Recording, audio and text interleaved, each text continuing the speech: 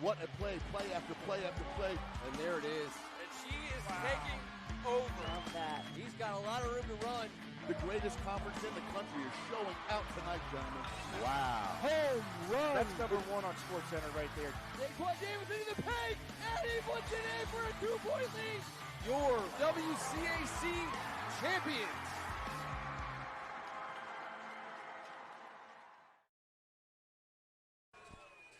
Thank you once again for being with us on an amazing Saturday afternoon in the WCAC.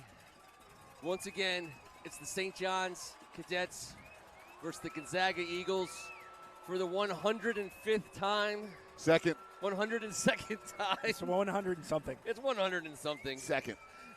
We are privileged and honored to be here with what looks to be a capacity crowd on Military Road, home of the St. John's Cadets. On behalf of First Amendment Sports, I'm Ken Meringolo.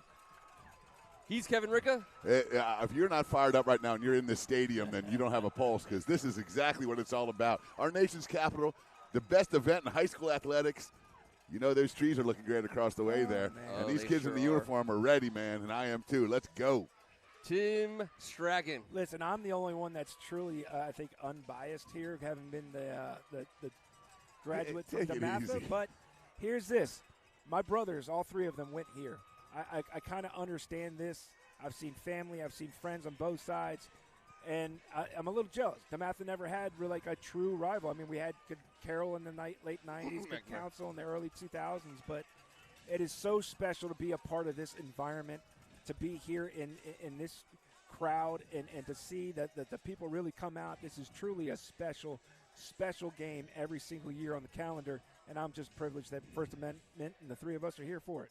And we want to say a special word of thanks to new president Kevin Haley, principal Chris Themistis, Dennis Hart, Ashley Gingrich, so many people involved in the St. John's administration that put on just an amazing day. For folks who have family, who work in schools and teach, there's not many days off this time of year for these guys. So we appreciate all the hard work and effort they do to put events like this on. It is a special day at home for St. John's as the Cadet Corps is in uniform and in the stands, and they are really the reason for the season on a day like today. It is the tradition of St. John's on this day. So we're going to talk a little bit about the game. We have some special treats for you guys here in the next 10 or 15 minutes before we get going. Let's talk about these Gonzaga Eagles on the other side of the field here, guys. Starting with Lincoln Fisher, the senior wide receiver. We've been talking about him ever since he stepped on Fulton High Street. Hey, he's heading to Holy Cross, and this guy's had a tremendous career. 6'3" burner, one of the fastest guys in the league, and you'll notice that today. They're going to try and get the ball to him early and often, Ken. Kanoa Winston, the senior ATH, and that ATH is well-earned. Number 5, you're going to see him all day long on the screen. He does it all. He'll line up at quarterback. He's one of the hardest-hitting defensive players in the country. He's going to go wherever he wants after he leaves the D.C. area. Well, he's going to Michigan because that's where he wants to go. That's where he wants to go. And Michigan wants them. Yeah, you're right about that. L.J. McAllister, the senior defensive back. We talk about him a lot. He's going to be tasked with keeping that St. John's passing game in check. And, of course, number 54 in the program, number 1 in your heart, Sexy Reggie Stinchcomb. He has been absolutely a stalwart in the middle of that defensive line. You've been for waiting Gonzaga all day to say that. T and I call him Rex. We just call him We Rex. do. Coach Randy Travers has done a hell of a job on I Street. Travers on the screen. We're going to go with the TRI. But listen, you know, everyone gets a little nervous on game day. We'll get those vowels. We're going to buy an I for Coach Travers. Coming over here to St. John's on the home team sidelines. Kevin, that sophomore running back special. Yes, he is. 150 yards last week versus DeMatha. 2 weeks ago, they had a bye week last week, but the last time out, he was unstoppable on the ground. This sophomore is big, he's fast, and he's furious, and he's going to have the ball a ton today. From the very first game of his senior year, Reese Williams announced his presence as a playmaking wide receiver, and they are going to need him to step up today. He has been dying to get loose. He did last week. He got called back on an offensive penalty, but keep an eye on him. When it's time to take a shot, number 1 is the guy you got. Tariq Boney, number 44, I dare you not to see him on the screen today. He's going to be flashing all day long. He's a man amongst boys. Gonzaga's going to need the help on him. Yep. No one's been able to block him singularly the entirety of the season that we've been watching. This guy is a monster. And D'Angelo Bowden, the other senior defensive end, very similarly built, very similarly motored. They're going to have to get to the quarterback today to keep that Gonzaga offense in check. And, of course, on the sidelines, our guy, everyone's guy, the WCAC's favorite guy, Pat Ward. And he gets his name spelled right. This is about his. He's had more than. He's been on the sidelines as a player coach in more than 30 of these games. More than 30 St. John's Gonzaga events he's been on the sidelines for. It is not new to him, but he's got a very young team, and it's new to a lot of those guys. Like we said before, these teams have been going after it for over 100 games. One of the oldest high school rivalries in the nation. For us here in the D.C. area, it is. It's like, rinse and repeat from the standpoint of showing up, but you just never know what's going to happen when these two teams meet. We've covered plenty of these matchups now in our short 8 years, and we have not seen anything normal. It's always been something crazy. What type of rivalry in the last 7 years has had 4 different defensive fumble recovery return for touchdowns from 90 yards plus? Are you joking me? And it's funny you say that, Kevin. I've been thinking about this game. I've been trying to figure out any which way it could kind of turn. Defense. If one of these two defenses can show out today and score some points, that is the team, in my opinion, who's actually going to win this game. I'll tell you, I couldn't agree more. These are two of the best defenses in the area, and this is the backbone of both these squads is their defense. I think it's two great defenses now. On the St. John's side, they're without Tariq Hare and Kai Connolly today. Two big, huge losses in the defensive backfield. Both got ACLs in the last couple of weeks. We wish them well. Kai Connolly has a chance to come back next year. I'm so sorry for Tariq Hare as a guy that didn't get a chance to play in his senior year St. John's Gonzaga game. I know how it feels. Yep. He's the ultimate competitor. Keep your head up there, young man. You're heading to Rutgers. You're going to have a great future. Feel terribly for you today, but he'll be on the sidelines pulling on for the Scarlet and Gray. Good news for the Scarlet and Gray. Number 0, Brayon Williams. He's been sidelined for a few weeks. He is out there as a captain at midfield. No helmet on, though, Ken, and Bobby Luongo as well. I've been told both of those guys are not playing today. Okay. I was getting a little excited. It's 4 huge losses. Really, he was so instrumental against DeMatha in that first half where they really ran the ball well. Probably played the best football of their entire year. He is so instrumental in that, so that'll be interesting to watch. I agree. It was a different. It was tougher sledding in the second half without him, I can tell you that much. Bobby Luongo, 4-year guy, heading to Holy Cross. Feeling terribly for him as well. He may have a chance to come back. And next week is the playoffs. It's been determined. DeMatha's the 1 seed. Good Counsel is the 2. Winner of this game heads to Olney next Friday night. And the loser of this game will be heading to the PG Sports and Learning Complex Friday to take on the Stags. That's where we're at here. We got about a minute to go here. We're going to get a prayer. We're going to get a creed and an anthem. And a little bit more. We got the anthem. I think we're going to get we might get another one. Oh, well, how about it? Why not? We might get another one. It's blue. It's red, white, and blue day here. We got other really special stuff underway. Yeah, we're gonna make sure we get the cameras pointing in the right direction. The student sections on both sides are full. Visiting student section for Gonzaga is full, and the St. John's section, we got all the students in their red, white, and blue. We got the cadet corps in the house. Standing room only. You definitely want to be on your screen at around 6 minutes from now. That is right. And Curtis will take it away here momentarily. Let's see, 12:58. A couple minutes here from tip-off. And I got to tell you, it feels like we're stealing yet another one. I mean, here we are, first week or two of November. It's been 80 degrees. It's a little bit cooler than that today, but it just feels like we're stealing them every single day here in November. Well, with you right up against me like you are, which is weird because there's so much room next to you, it does feel a little warm. It's getting warmer over there. I'm far away, but I'll tell you this. You got to huddle for warmth. For any of you listening, if there's 3 guys with headsets on and their jaws are moving, do not come from behind and put your hands on their shoulders. It's very uncomfortable. Or talk loudly. Or tap on us and say hello. There's time afterwards. I just typically don't address anyone who's got a headset on out on the mean streets. Is that why you walk from your house to the Knights of Columbus with headsets on? That's amazing. Leave me alone. He's like the guy from There's Something About Mary. All right, this script should start soon. I've had more hands on me playing in this game than broadcasting it this afternoon. We got the kids playing football on the backside. Little St. John's versus Gonzaga on the diamond. How good is that? They'll get things set to get going. And here we go. Turn it over to Curtis. Up top.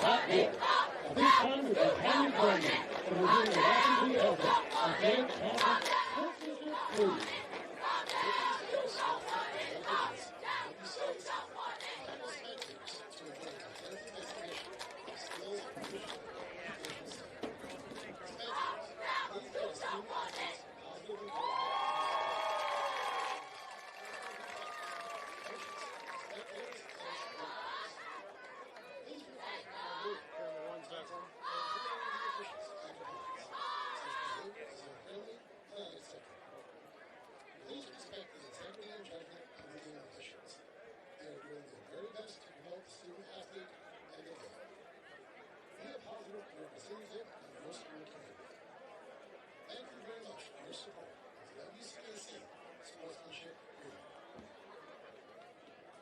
And now, ladies and gentlemen, would you please rise and remove your hats for a pre-game prayer.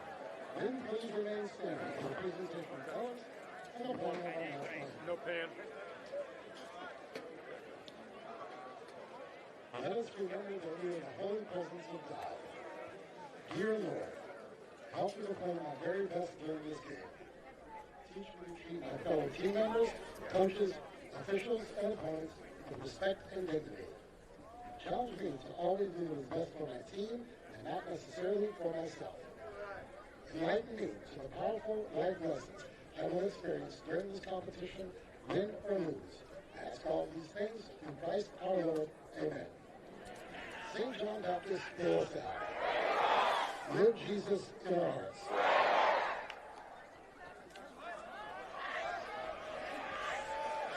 Please direct your attention to the right side of the St. John sideline for the presentation of the national and school colors. The colors are being presented by the St. John's Cadet Corps Color Guard team. Today's team led by Cadet in charge, Ali Ayub. Cadet Christian Larson is carrying the American flag, and Cadet Nathan Akash is carrying the United States Army flag.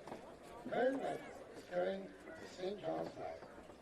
They are accompanied by Abby Tan carrying the first rifle, and Cadet Lisa Tejada Forrest carrying the second rifle. The nation's colors have been presented at events and gatherings for over 100 years.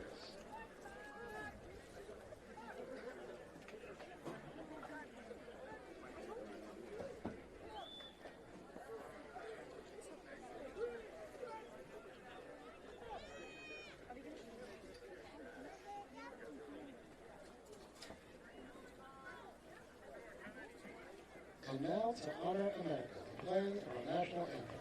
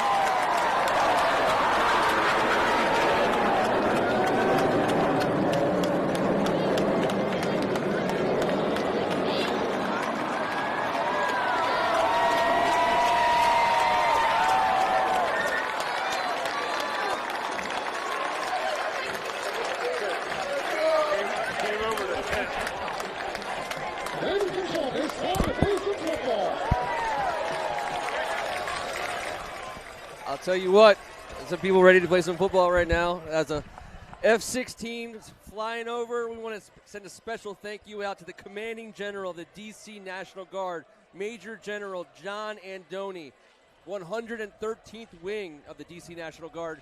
We very much appreciate him making that happen. The weather worked out perfectly. The wind worked out perfectly, and those F-16s sounded and looked amazing.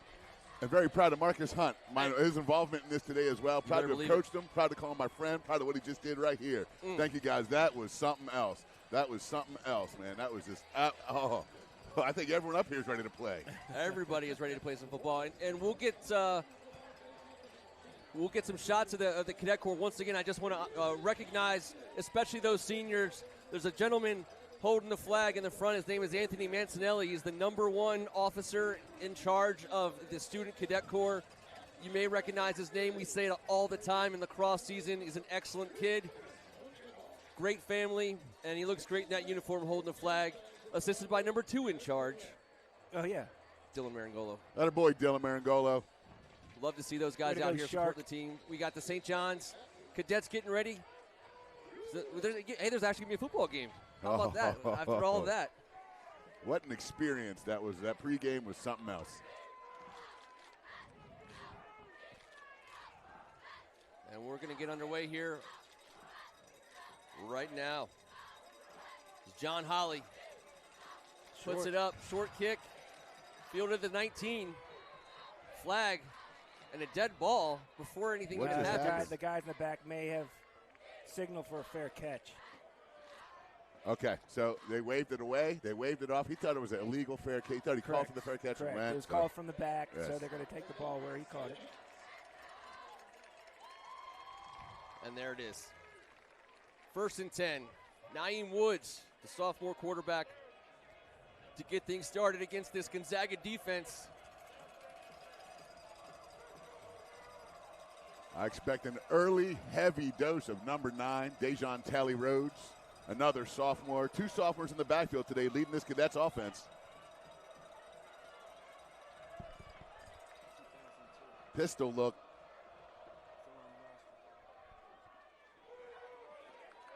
Dede over the left side in a collision at the 20 by guess who? #5, Kanoa Winston. Heavy hitter. There's going to be collisions like that all afternoon. Get used to it, but that was certainly one of them. Get the jitters out early.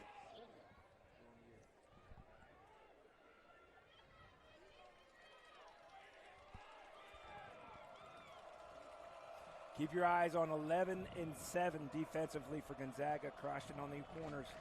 Some big, long strength. Carter Meadows, #11. Dudes coming on the edges. Tyson Harley, #7. Handoff again. This time it's Reese in the backfield, and he scoots around. He's loose. And he was quickly in first down territory. With Brayon Williams out, Coach Ward had to look into that offensive cupboard and find someone he could use out on the edge, someone that could get there quickly. And why not #1, the senior? You're going to put the ball in the senior's hands early and often in a game like this, especially with those sophomores all around. You trust those seniors. They've been here before. St. John's has a lot of guys that can do that. They can play outside. They can play in the backfield. They can go in motion. They can be used in so many different ways. And they're going to have a lot of motion. Not so much so far in this pistol look, but look for #10, Amir Wallace-Jones, to be reset all over this offense.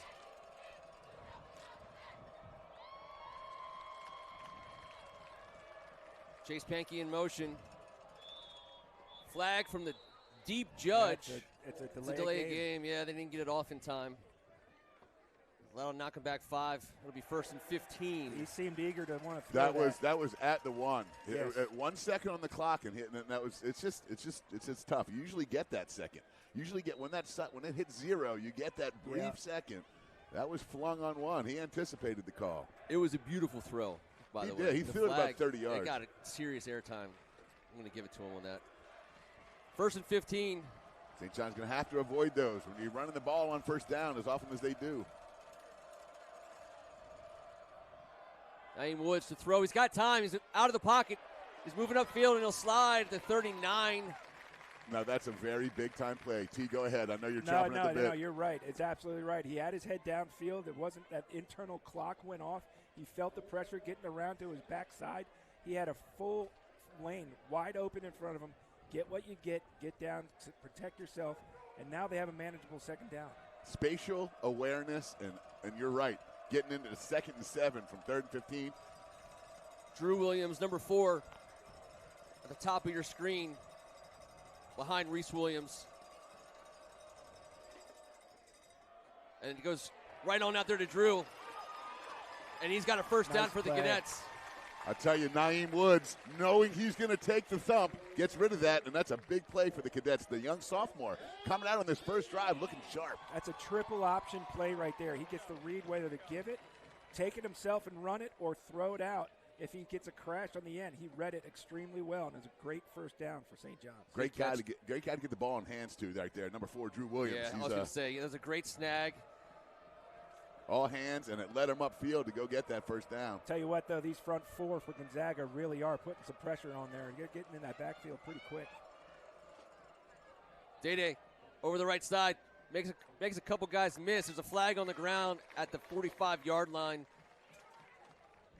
Do you see that big man who runs that fast can put a foot in the ground and make you look foolish? He is taking recent offers from Maryland, Virginia Tech, and Washington as the holding call comes out. Yeah, it would be a holding on St. John's. Will back him up 10. Yeah, this is something St. John's has had to deal with all year. They have some momentum, and then they have these negative plays or these penalties that really get them off schedule, and they have to really fight to get back in to the rhythm of things.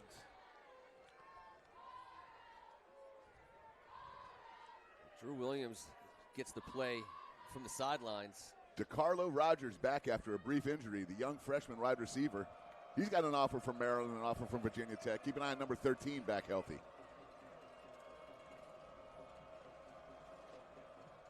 Drew Williams, a quarterback. He gets the snap, and he gives. That's Reese Williams over the end.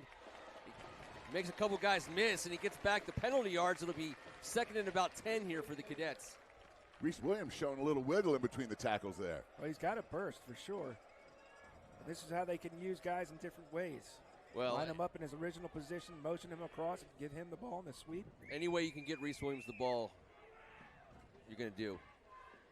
Zamir Wallace-Jones steps off. Drew Williams now split out as Naeem Woods by himself in the backfield. 5 wide receivers at the moment. Little run and shoot. Quick throw out to the sidelines. It's Reese. And it'll bring up 3rd and short. I love how Antoine Bailey is using number 1 senior Reese Williams all over the place, handing it off, hitting it to him in the flat, getting the ball in his hands, allowing him to make some plays out here. He's got Gonzaga a bit on their heels right now. And 3rd and short at this spot in the field, T, you're probably talking about 2-down territory. Yeah, I think in this position, I think it's a little too far for a field goal, and you don't want to just give it up. I mean, you're so close. You're in their territory, so this is 2-down territory for sure. 100%. Rhodes trips in the backfield, and they're going to lose a yard or a few. Things. That does change things. That changes the calculus here. We'll see what. Yeah, no, the trip, the loss. You needed positive yards yardage, there. Yeah. As soon as I say 100%, you know what's going to happen. In the context of getting positive yardage is what I meant. The turf monster strikes again. Yeah, it was a little legs got tangled up there, but I would keep an eye on something funny happening here, guys. We all know Gonzaga is in a prevent. Now they're going back. Now they're putting someone back. Lonnie McAllister. Keep an eye on 44. Punts up, and good looking punt there. It's going to get a St. John's roll there inside the 15, and that's where the Gonzaga Eagles will take over as they stop the Cadets on the first drive. 7 minutes, 48 seconds to go here in the first quarter. Coach Triver's offense onto the field. And the Gonzaga defense has to chalk that up as a big win. You get stopped with no points on that first drive after St. John's ripped off a couple chunk plays. It was a nice job hanging in there and stopping the Cadets getting that ball back. Penalties and negative yards keep really, it's like a cloud over this young offense. They need to clean that up. They'll be on a roll.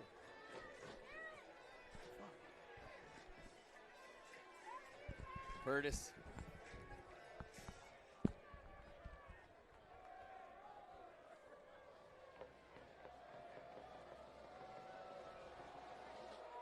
Quick throw out to the right. Got some room to run. And on first down, Gonzaga picks up the first down. It's Lincoln Shelton. This freshman is dangerous. He's got an 85-yard kickoff return under his belt this year. You got to keep an eye on this guy. He's a heck of a player. 1st and 10. Sophomore, my bad, sophomore.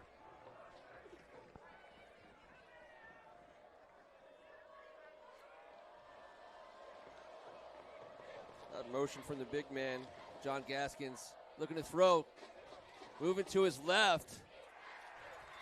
And it's a catch. It'll be second and about 3. That's Lincoln Fisher on the other end of that throw. And Tariq Boney has a conversation with the officials saying, perhaps something happened here. Jason Lindsay, the sophomore quarterback for Gonzaga, hitting his first 2 in a row. Exactly, and the two sophomores coming out here not looking like it. It's been a long season, and Lindsay coming out of the gates accurate. And that'll be a first down as the carry. You saw the pull and guard as the Gonzaga's offensive line created an opening there. And David Fred. I mean, we've been watching him carry the ball. He does not put it on the ground. He's as tough as nails between the tackles. Dozen touchdowns on the year. He's the bell cow. He's going to get fed all day long.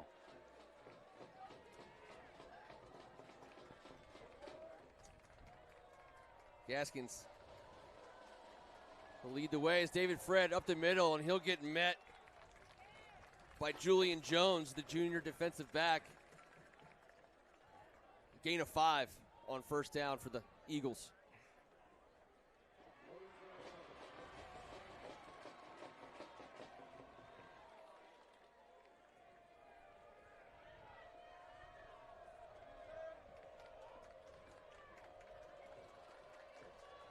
St. John's showing some heat here, pre-snap. Jason Lindsay going deep, beautiful ball. It's in the air forever. It's caught at the 10. And that was a beautiful throw. That was a dime. It was a gorgeous throw. Ryan Thomas ran underneath it. He had a step off the line. It'll be first and goal for the Eagles. The 5-yard line. You don't throw a ball better than that. Gonzaga's getting right back to the line.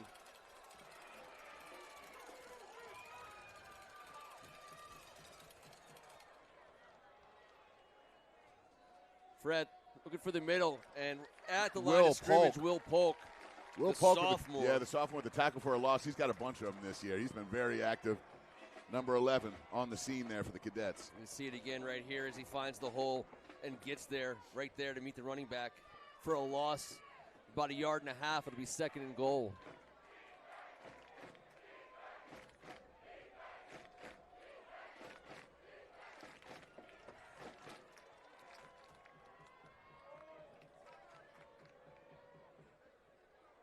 There's the give. Fred inside the 3-yard line to the 2. It's going to be third and goal. The difference between those two runs, he had no momentum downfield on the last one. That one, he got the ball. Had some momentum behind him. Was able to get downhill. Good work there on the inside, interior. Looked like Jalen Christian, the junior offensive lineman, creating some space for Fred. Third and goal. Big spot for both of these. Kanoa. Both these teams. There he is. Wildcat Kanoa. And he's looking to run. And he's in the end zone. We got a flag at the line of scrimmage. We'll see what that is. But as it currently stands, Winston finds the end zone. We'll see what the call is. That close? And it's going to be holding on Gonzaga. And that's a killer. Because it's 10 yards back from real close to the goal line. It'll be third and goal. That's real hard to see that close inside. Well, you know how I feel. They call holding way too much. Yeah.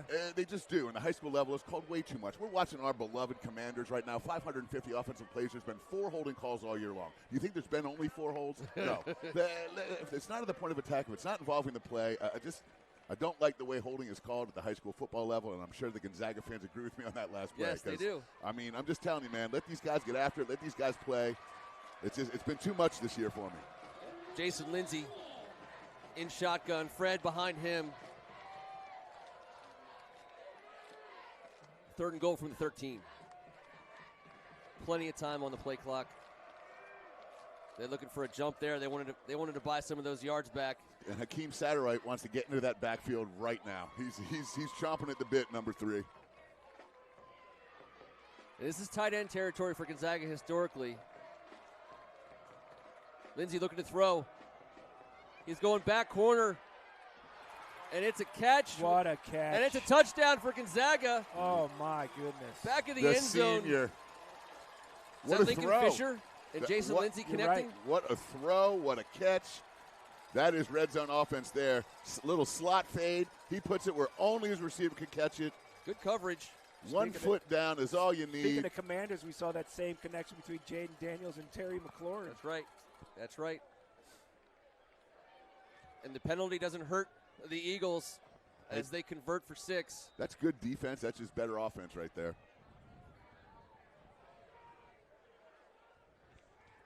Tommy Kemp to hold.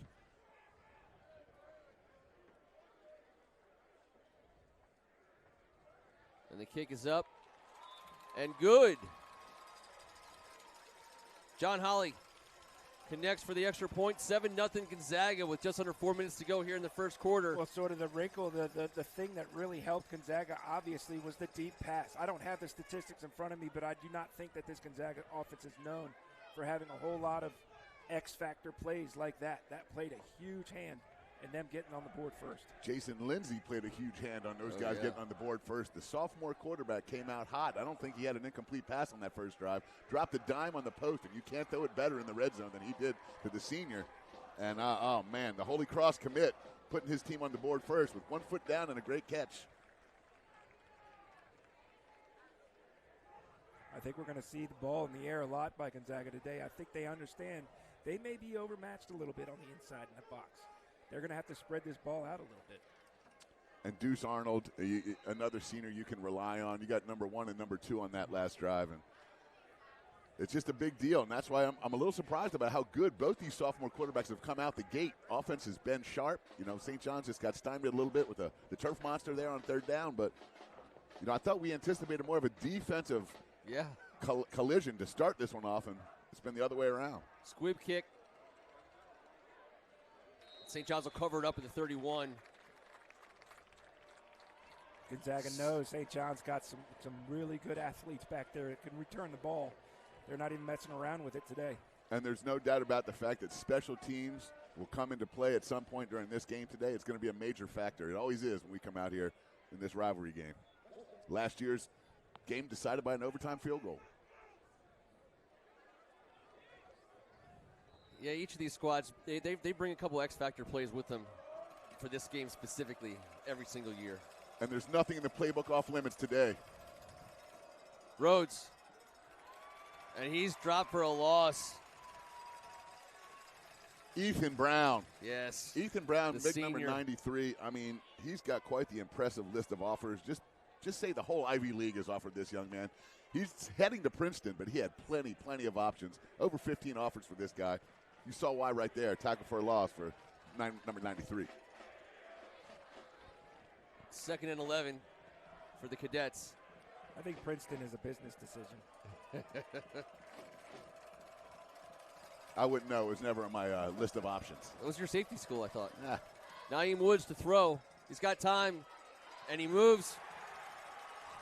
There Rex Stinchcomb. And we talked about him in the pregame. He's been doing this for years. You want to see Naeem climb up the middle of that pocket right there and step forward. He thought about it for a second and went wide, and Rex able to get a paw on him. And now we got, looks like Naeem limping off the field a little bit. 3rd and 20.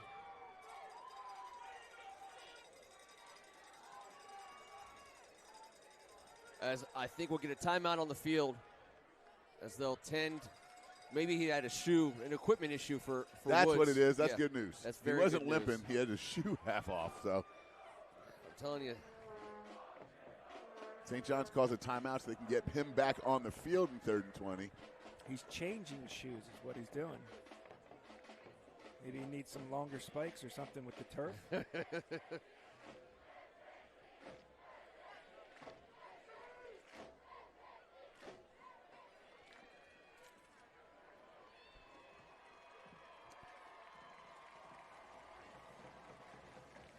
Watch Coach Mike Ward in front of us getting his defense ready. Coach Pat Ward on the other side hoping to get this conversion. Drew Williams on the field. It looks like he'll be under center or in shotgun for this play.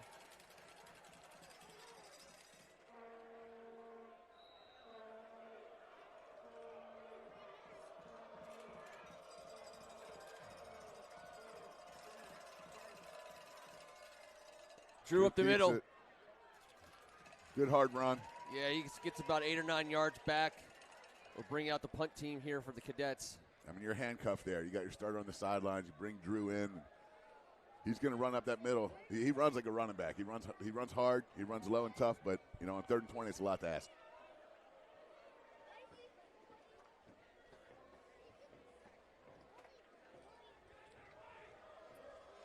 L.J. McAllister at his own 39. 8 on the play clock as the Cadets get the personnel sorted out. Going to have to get this thing snapped. Good job getting the snap off. And that ball came pretty darn close to being blocked, but the punt is up and away. Bouncing on the Cadet 45, that's where they'll take over. Canoa Winston, I believe, got his fingertip on that. It was so close. Yeah, only 15-yard net there. It looked like it definitely came off the foot or the finger, a little odd. Now the St. John's defense got their backs up in the wall, against the wall a little bit here, you know. 7-0 on the board. They've been playing great ball all season, missing a couple senior upperclassmen D-backs back there. And these young guys are going to have to step it up. It's just a fact of the matter. It's next man up. And they're saying, hey, Tariq, why don't you go in there and work some magic for us real fast. But so far, so good the way they've protected number 44 from ruining offense. Noah Winston in the backfield. Jason Lindsay looking to throw. And he'll get it out to Winston. Makes the first tackler miss, second tackler miss. Now you can't miss tackles like that. But you're right, Kevin. They put Canoa in the backfield to chip Boney, and then he slid off, and that was a reason why he was wide open. Well, Tariq Boney alters your offensive game plan on a weekly basis, and that's good offense there. Getting him into a chip, and of course he's coming at it. You got to get someone out there, and he's got to be able to. Well, he did the right thing there. He did nothing wrong, but they're coming at him that way, T. You're correct.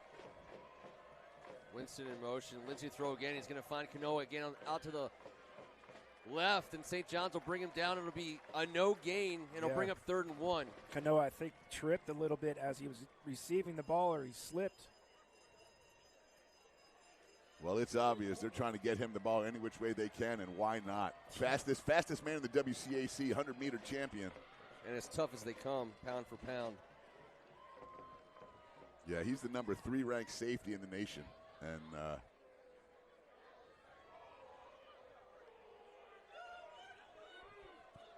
3rd and short. And it's going to be a direct snap to Winston or Fred. It's to Fred, and he's dropped in the backfield. It'll bring up 4th and 1. We'll see what Gonzaga does. Or you got to go for it here. I think you go for it. The last time they kicked off, they only kicked it to the 30. So, I mean, you're really not giving up a whole lot of room from your last time that you kicked the ball off to him. So, yeah, the offense will stay on the field. Coach Drivers making the decision. That'll actually probably do it for the first quarter. Now they're going to stop the clock for some reason. They could let the clock wind, and that would be the end of the quarter. Yep, they just wound it up. There's no need to run a play. We'll see if they do or not. Jason Lindsay letting his folks know they might try to get an offsides. That's exactly what they're doing.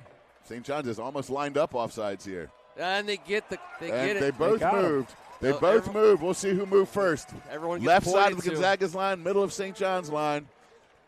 Who's going to win the debate? The side judge up top is the one that dropped the flag. You'll see movement on both sides, right? Yeah, there's a little bit of a jump. So Jason Lindsay with a good head pump on the hard count. St. John's looks like they jumped. And here we go. We'll get the and the call. left end for Gonzaga reacted. Oh, it's going to go against Gonzaga. It'll be 4th and 6 now. That's costly. If that's against Gonzaga, that's on Lindsay because the St. John's guy jumped first. Lindsay on the hard count, you can see, does a hard head bob. Yeah. That's first. St. John's jumps second. Tight end Gonzaga third. That's interesting. And special teams stays on the sidelines. Nope. Oh, Lindsay that's definitely on Lindsay. The exaggerated, head. You get away, the Peyton Mannings of the world and the NFL guys get away with that sometimes, but they'll get you at high school. Coach Trivers was sending on his punt team, but that's one quarter in the books. The Gonzaga Eagles 7, the Cadets nothing. As the story of the first quarter, I think offensively for the Gonzaga Eagles is their passing game. Jason Lindsay to Lincoln Fisher and Ryan Thomas to do most of the work getting down the field. Da Vinci Arnold, Deuce. Don't forget about Deuce. And Jason Lindsay looks like a seasoned veteran right now. He does. He has come out this game looking fantastic. He looks smooth, sharp, and relaxed. That's the coolest thing about this game, I think. Not only do you have the scene, right, and the history and everything that goes into St. John's Gonzaga, but you also have teams, they've had a whole season to play together. I mean, we saw these teams in August. They did not look like this. I mean, obviously we have injuries and those kinds of things, but sophomore quarterbacks that have played a whole season, by the time you get to the St. John's Gonzaga game, they're not sophomores anymore. They're just not. I agree, but they're not used to this atmosphere either. That's and true. You go one way or another when all that emotion builds up. You got to work through the emotion, and then you got to become just a regular guy that doesn't turn the ball over once you get rid of those butterflies. So watching him make that throw on that post route, aired it out, let his guy go run it down, that was one thing. But that throw to the back of the end zone, now that was different. We'll get things started here in the fourth quarter with what looks like a punt. It's John Holly, the senior. We'll punt it to Tyler Butler Simpson, and he's going to stand inside his own 10 and wait for this kick. And I think you got to be on your toes here for Coach Trivers inside the 40 on special teams.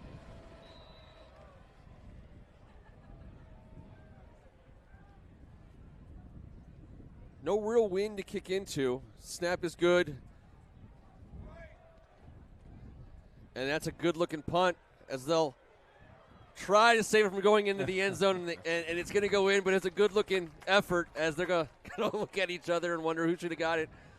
But 11:52 here in the first half. Good stop by the St. John's defense. Yeah, nice job by the defense. They needed that stop, and now this offense needs to establish the run like they have been, but that big play that Jason Lindsay pulled off, offensive chunk play in the passing game, St. John's sure could use one of those this drive.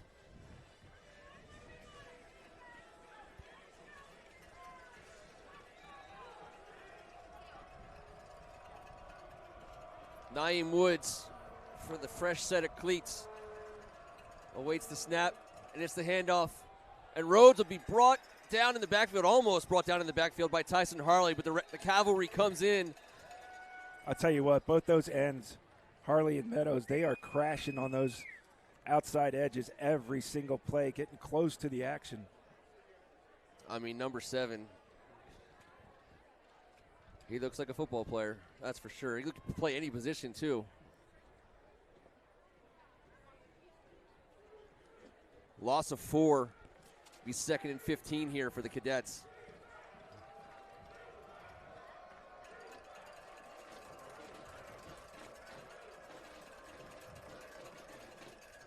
Quick throw, tip ball, and it's intercepted by Gonzaga. Wow. I don't know who tipped that. It was tipped to the line of scrimmage. I want to see who got their hands on it. We'll get another look at it. Looked like the number Billy 45. Madden. Number 36. 48. 48, yeah, coming up the middle right there. Linebacker Will Day. Will Day with the tip, and it looks like Billy Madden with the pick. And Gonzaga with excellent field position here. Gets the ball right back. First big turnover of the day.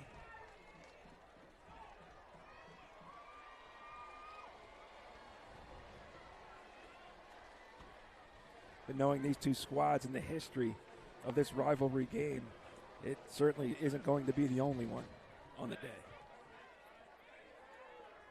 Well, this defense has got to do their best to just make this 3 here. 14-0 early in the second. St. John's will stick to that run game, but that's when you start peeking up at that scoreboard and thinking maybe it's time to start chucking it a little bit.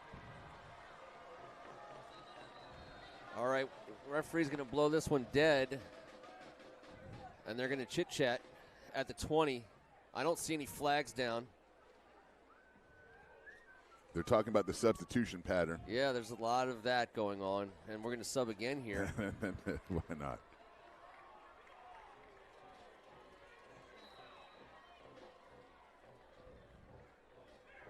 Gaskins and Fred in the backfield. And they'll both shift out to the right. Keep your eye on number 6 here. And they wanted him for the quick one. You can see David Fred is not happy about the blown whistle because that ball was going right out to number 6. And he had blockers. And you know those running backs, they get it handed to them all year long. They want to catch one out there in the flat and space without all those big bodies around. Let them go to work.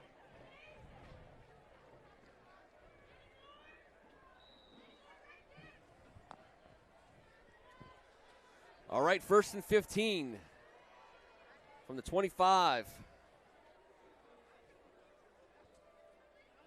David Fred around the right side in the middle. He's into the 10-yard line. He's almost for a first down. It's going to be 2nd and about 2 for the Eagles. What a hole. What a lane for him, too. You got in through there untouched. Look at this right there. Quick snap. David Fred. And we're going to get it blown. It's not going to even count as a play.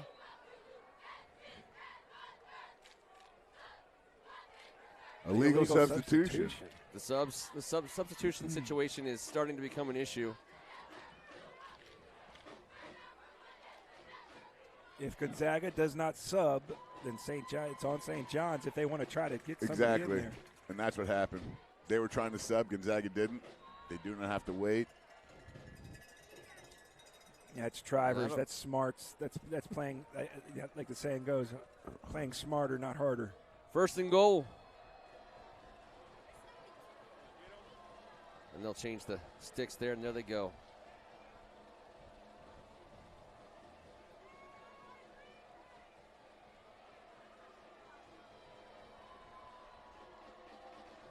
Lindsey to throw. Once again, he's going to the back left corner of the end zone for Lincoln Fisher, and he's going to overthrow him. It'll be 2nd and goal. Why not? Give Lincoln another try in the back of the end zone. Lincoln at 6'3". He's a prototypical red zone target. Team leader in touchdowns, receptions, receiving yards. Got a great singing voice, I heard as well. Ryan Thomas, he'll be out wide now to the bottom of your screen. Watch the inside fade. There's the pass to the middle of the field. No one there. Incomplete pass will be 3rd and goal. Yeah, they went for a rub right on the end, right in the middle of the end zone. And the rub, I think Lindsey just got knocked off a little bit too much. That's where he wanted to go with the ball. Yeah, it was timing, and also Tariq Boney getting into the backfield, speeding that up just a bit.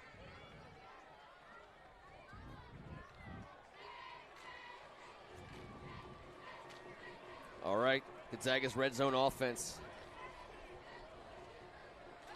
Puts it on 3rd down.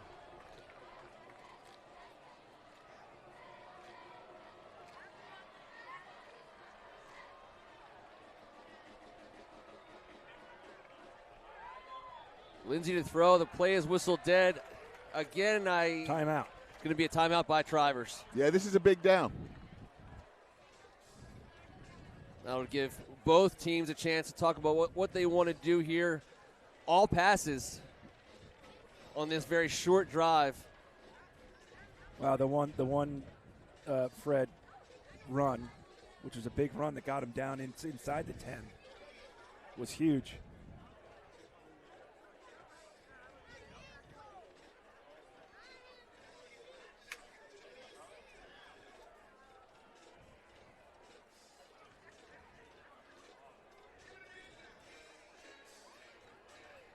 Up 7-0. Coach Lake Trivers, he wants points first and foremost. It's not quite a situation in the game when you're thinking 2-down territory at all, unless this play ends at the 1. Otherwise, you're probably seeing Holly come out and go for 3. After the turnover, you got to come away with points. Got to come away with points. It's last 2 plays they came out. They had the rub play. They had double wide left with Lindsey in the slot. I was calling for the fade. They tried for the middle of the field, see if they're trying to go with the same look and change up the order of the routes. And, the game plan. You got St. John's two best D-backs out, Kai Connolly, Tariq Hayer, and you see right. they're trying to challenge these young cornerbacks for St. John's with their senior veteran wideouts. Two receivers, Fisher and Thomas to the left. Big Gavin McIntosh on the right side. Lindsey to throw. He's got a little time, and he's going to be in the grasp with Boney at the 15-yard line with a sack. Huge spot. It was great defense because they did not let Lindsey get a clean release on the inside for the inside fade, and it took too long. And when you got a guy like Boney on the other side who's relentless, you can't hold that ball. For you St. John's fans that are watching for the first time this year, number 44, I think he's an all-time great here in the Scarlet and Gray. He's only a junior wearing number 44, but he's a force to be reckoned with.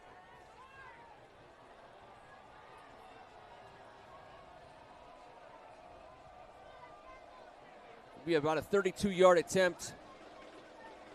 Holly, kick is up. And it's no good. And it was just short. And St. John's offense will take over. St. John's dodges a bullet. Gonzaga loses a huge opportunity that just fell in their lap. And you look to your leader, number 44 on the defensive side, who has stood up and done this the entire portion of the season since week 1. We saw him go down to Texas and pull off one of the craziest highlights we've ever seen. This kid's special. He's offered by, anyone in the big time 4 conferences that is worth anything has offered this man. He's a heck of a player and a great kid, Tariq Boney. 4 wide receivers, Rhodes in the backfield.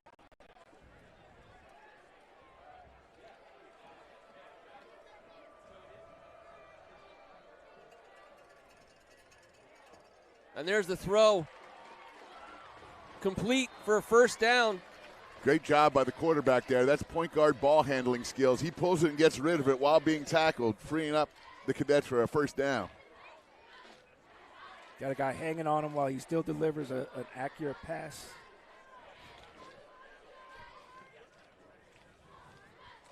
You always want to move those chains.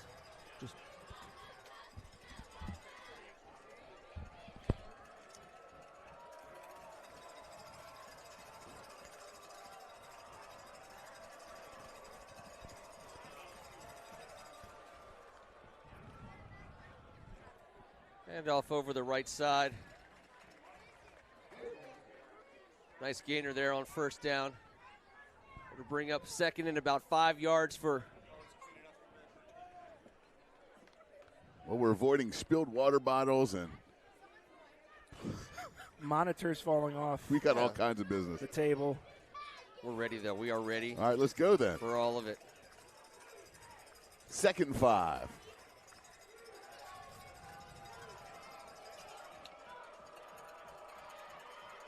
Naeem Woods, Rex Stinchcomb, sexy Rexy again. Look at him go.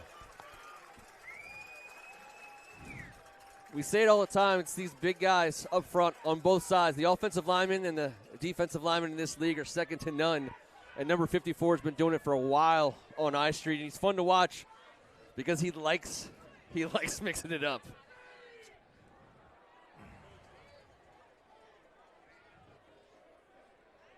Also, Billy Matten getting in there once again.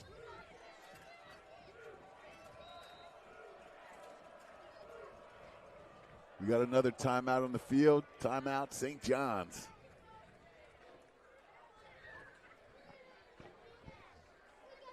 Third and long here for the Cadets. And they got to get something going on offense here in the first half. 7 minutes to go, a little over 7 minutes to go. The Gonzaga Eagles will get the ball first in the second half. So you'd like to get some points if you're the Cadets offense here. Either way, but you definitely got to start converting on these possessions. Yeah, and you got to look to your quarterback here. It's 3rd and long. Now, we know he's going to have to make a play, whether it's out in space, but it's going to be throwing the ball here. And Naeem Woods has been accurate so far, and he's been making the right reads. And I like him in this little triple option that he was talking about, but I think it's too long to go RPO here. So look for Naeem to sprint out. He's pretty dangerous out on the flank with the ball. And That's been St. John's successful third and long play this season. This atmosphere is remarkable here. It is jam-packed. The place looks gorgeous. Both teams in their scarlet and purple and white. Watch out for Drew Williams at the bottom of your screen and Reese Williams at the top of your screen. Number 1 and number 4, those guys need the ball here. Here goes Naeem Woods. He's moving out to his. Good defense in the backfield.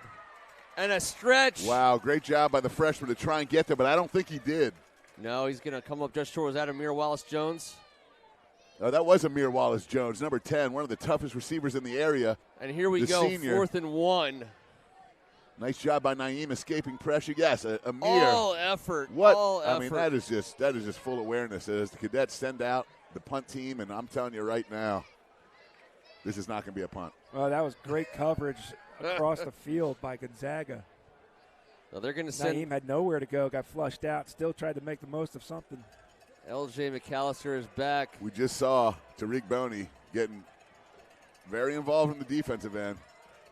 D'Angelo Bowden, and there's the direct snap to Boney, and he's off and running over the left side, and he's going to have a first down. And you're right, Kevin. He ran out of bounds. Well, his momentum took him out of bounds. Yeah, he ran out of room. I guess so. I thought he was going to lay a hit on somebody. There was like a 5-foot something coming up on him. I hope you guys remember, and I said we weren't going to punt, and to keep an eye on Tariq Boney. But, I know, and I was going D'Angelo Bowden, but either way, Tariq Boney day has been the leader in the clubhouse for this team since July. Coach Pat Ward leaning on him. He's a great football player, and there's a reason why they just did that. Yep. The momentum. Did you see the St. John's sidelines? He is the undoubted leader of this football team as a junior. One of them. And Tyson Harley broke up the option play in the backfield. Yeah, I think Naeem wishes he pulled that one. It was a little too late for him. We get another look at it here as number 7 just gets right into the backfield.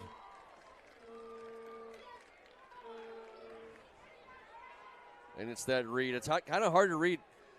Tyson Harley looks like he's able to play kind of both of the spots there. Yeah, but you're right, Kev. Yeah, he's a great football player. He's got 13 offers. We're talking Georgia, Michigan, Virginia Tech, Michigan State, Duke, South Carolina, Boston College. The list goes on. Okay, the kid is great. We have an injury on the field, and we are going to take a timeout as they're working to get some help for what looks like a chain gang member, and they're getting the ambulance over here right away. The ambulance. And they're going to get the help this person needs. And we don't have a sense. People are in a bit of a panic. Let's let the professionals do what they need to do right now.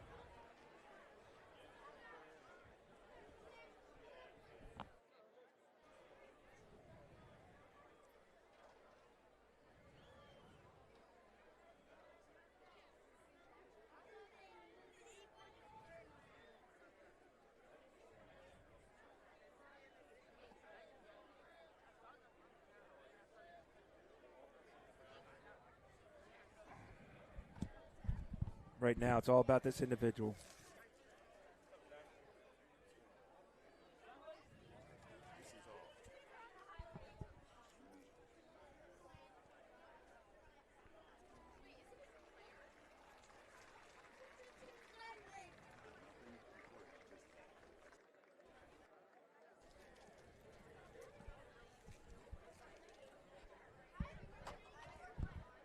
All right, we're happy to report that the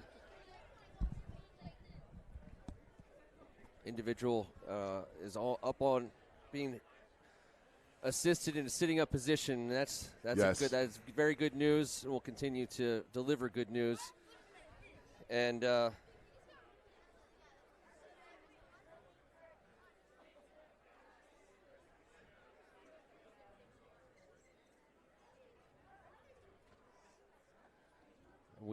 we keep obviously this family in our prayers. Typically the men and women who are down on that field, working, they got kids not only on the team but in the student body. It's a family affair here as we The gentleman is standing. Yep, he is back up on his feet. A little woozy, but he's going to be okay. Thank God. Absolutely. He just waved at the crowd, so he's alert. And they're going to want to, of course, he doesn't want to leave the field, but they're going to probably make sure that he gets the attention that he needs. It looks like Mr. Botner, but I don't want to speculate because we can see him. He's right in front of us. Well, he's tough as nails. Yes, he is.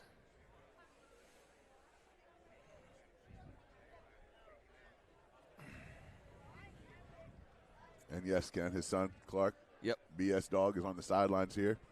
Thrilled to see him up and walking. That's great news. That's right. Good job, Clark. We're getting him back. There's Dennis Hart and the whole staff here helping him out.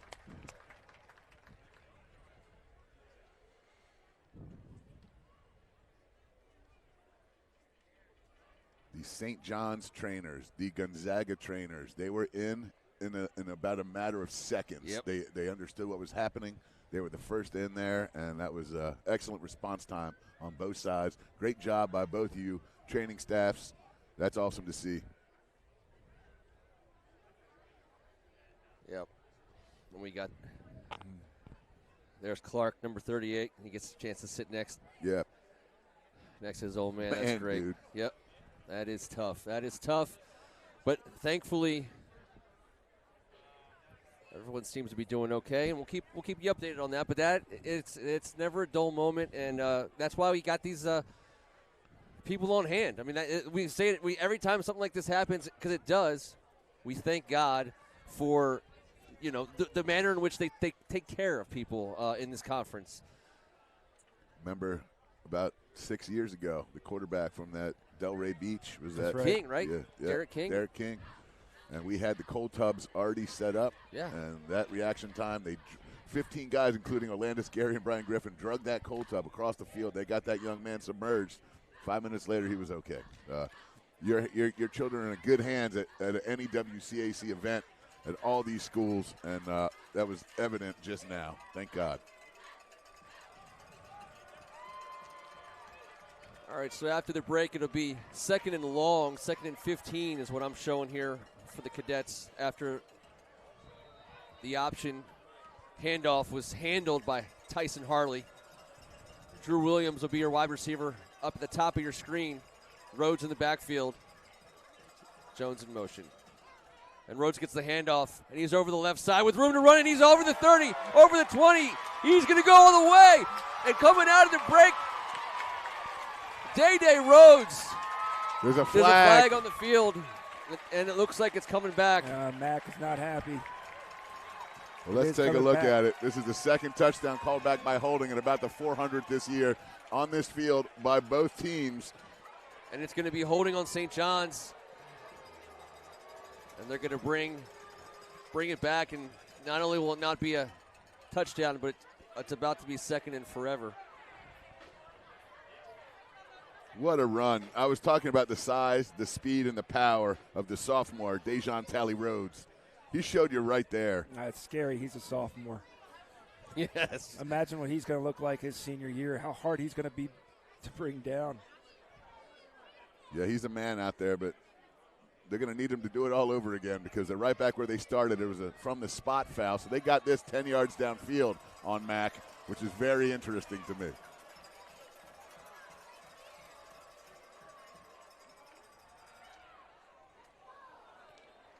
Pass is complete. Again. George Mastel.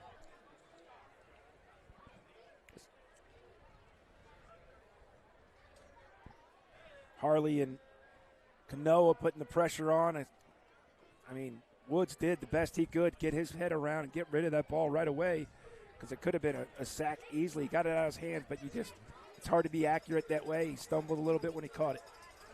3rd and 15. I mean, that's what Harley's going to do, T. Yeah, they bring pressure, yeah, man. He's they bring pressure. Long, lean, quick. To throw, Reese Williams, and he is met at the line of scrimmage. I think he dropped it. And Walker Littleton. I'm just impressed with how quick those two ends get off the line. Yep. And get into that backfield. Makes it very difficult.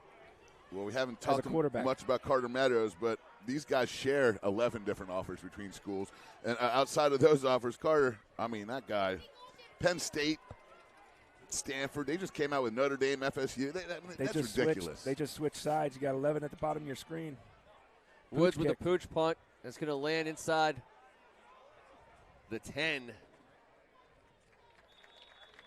And he does his job.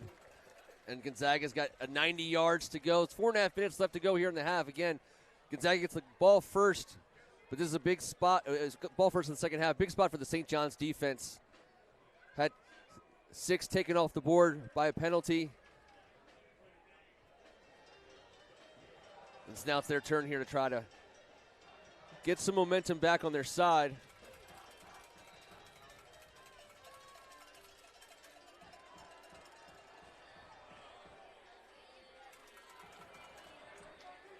Jason Lindsay, David Fred in the backfield for the Eagles. Gaskins coming across. And Fred dropped in the backfield. Wow. Polk, the first to get there. Boney. Completely sold out to get there. Horizontally to the ground. William Polk, the sophomore. And Pofo involved. I mean, that is just effort there. 44's burst off the line of scrimmage. We've got some edge guys out there today that we're going to be seeing playing on Saturdays, and I wouldn't be shocked about Sundays either, boys. 2nd and 12. Lindsay standing on the 1, and he gets it out to the outside shoulder of his guy, and they're going to say no catch. Oh, I thought he caught that. I thought he caught that too. He caught it too. I thought it was great. It must have jostled when he hit the ground. I thought it was great ball placement by the sophomore. He put it in the right spot. Right on that outside shoulder was perfect. Yep. I thought that was well done. 3rd and long. And again, Ryan Thomas is confused as well, Ken.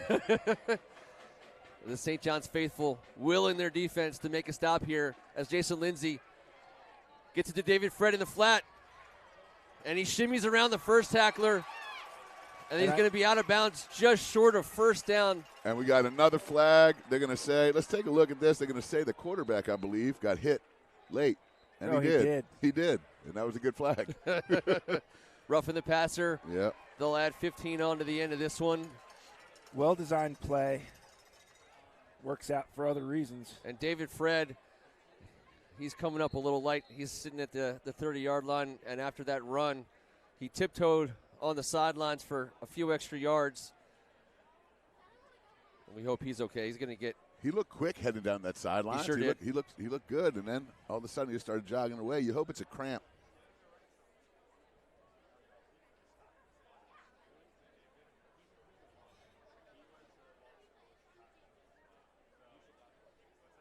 He looked like he wanted to get up, but they're going to obviously take the precaution here. I mean, look at how far this they walked off this penalty. Yeah. Well, you add it to the end of the run. It's tagged on, unsportsmanlike. It is not a good penalty, and it gets Gonzaga out from the shadow of their own goalposts.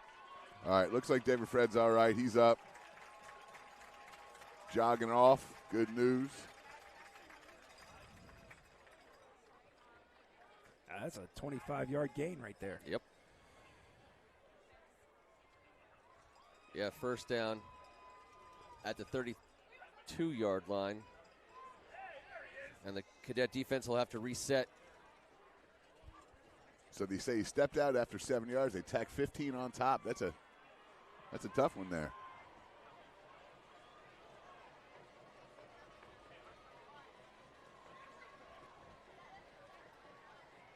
And with David Fred on the sidelines, at least for the moment, we'll see what Gonzaga does from the run game here.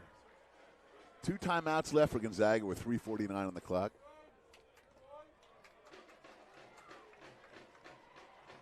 It's an inside handoff.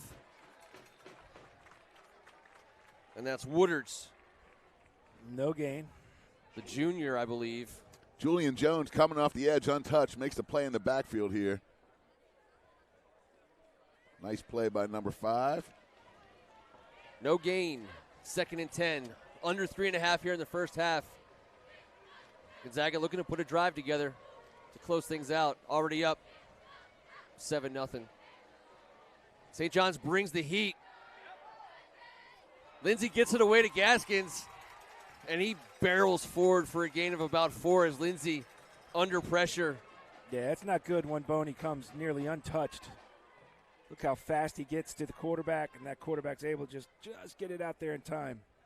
Yep, nice tackle in open space by Juju. Nice job getting rid of that by the sophomore. Yeah, 3rd and 7. He's shown he'll stick in there and take a hit. There's no doubt we saw that when they played DeMatha and so far today.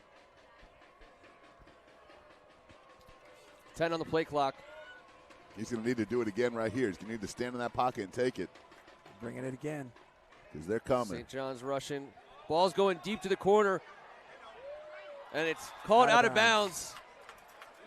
As great coverage by Eli Jacques, the freshman who started every game so far, number 24. A bit undersized, but he competes, and that freshman has been lights out for the Cadets this season.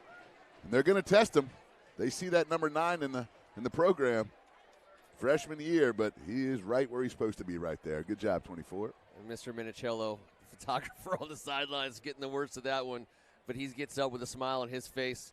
Be 4th down, and Gonzaga will punt. There's no safe spots on this field today.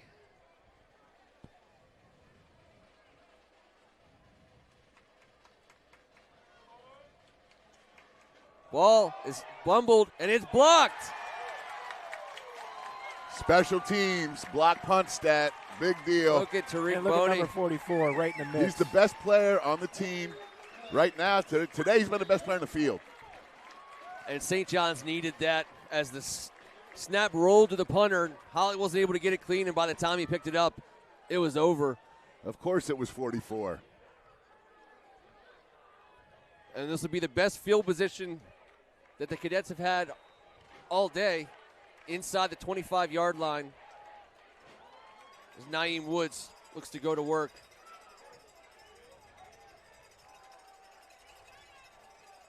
Rhodes with the carry. And he's pushing his way forward, and he gets about 5 yards that he shouldn't have gotten, but he took them. Day is a force. 150 yards we talked about at DeMatha between the tackles. Leading the way, Jordan Harrison wearing his coach's old number 71, a Pat Ward special. Tell you, Jordan Harrison is locked in today.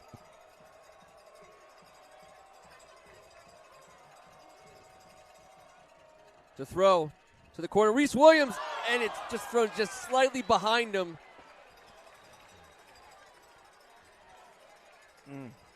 He got his hands on it briefly, but just a little bit behind him there. That's a tough play. And I'm sure you'll never hear these words come out of Reese's mouth, but we could see the direction of the shadow. Not only was it behind him, but he turned around to look directly into the sun on that. So too bad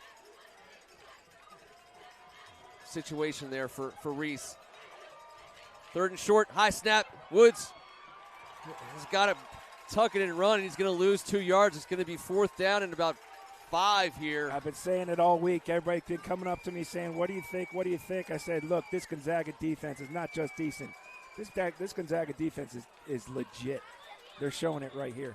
I think St. John's will wind this down and take a timeout, figure it out.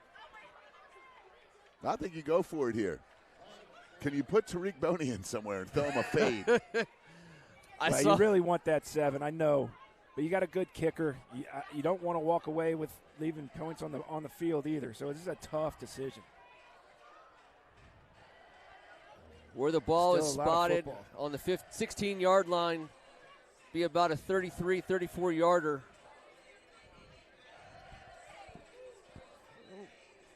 I don't think there's any question that you could attempt it. It's a question of what do you want here? No, field goal's fine. I just think in this rivalry game here, you got to dial something up that you believe in, something that you can reach into that bag that you know you execute well. Yep, that's what they're going to do. They think they got the play, and they go right to the line of scrimmage. Just need a 1st down. You don't have to go to the end zone.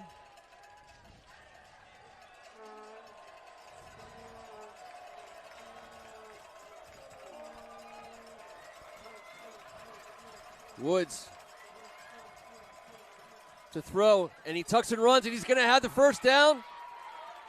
Oh, no. By Pankey about got 3 or rolled 4 up on. inches. Let him get up 12, get up 12, get Chase up. Pankey. Yeah, that was brutal. He got brutally rolled up on. Good job, man. Oh, man, it was tough to see. Yeah. Naeem Woods right in the back of his legs. One of those football plays you hate to see. It's inevitable. It is. Dang it, man. The one thing you can't guard against because you can't see it. He's out there fighting for the squad, blocking as hard as he can, doing exactly what he's supposed to be doing. Sacrificing himself for the first down, too. Great job by Naeem Woods, making sure of it by putting the shoulder down. Yeah, I was calling it on momentum. I didn't realize how close he was. He obviously got the first down, but he hit that hole hard. Well, Jordan Harrison, Kenneth McManus, Adrian Hamilton, these guys looking over there saying, let's go for it and let's run it, and they got it done. So you got to tip your cap to those big boys up front. Let's hope Chase Pankey can shake it off. Yeah. That's amazing athleticism if he can, because that was ugly.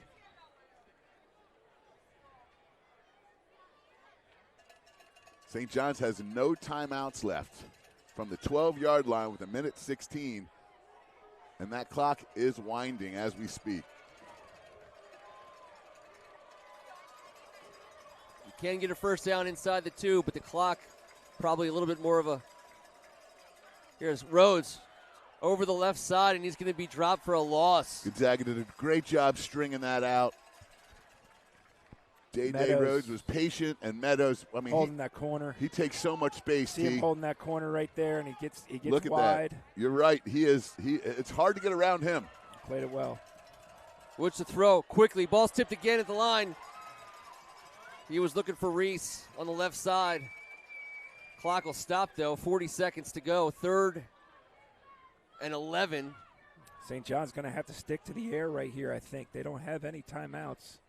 They can get a first down at the 1. Justin Wallace making that play, coming off the edge there. And Carter Meadows showing why he is so highly regarded. One of the top recruits in the city and in the nation as well. 4-star. And if you don't get the first or the score, you got to get your field goal unit out there quick. Woods rolling to his right. He's going to run. And he's brought down, and the ball's loose. That ball did He come lost out. it, and the ref Gonzaga's is saying they got it. We'll see what they call on the field. And it's Gonzaga ball with 32 seconds to go. Yeah, he's just holding it too low.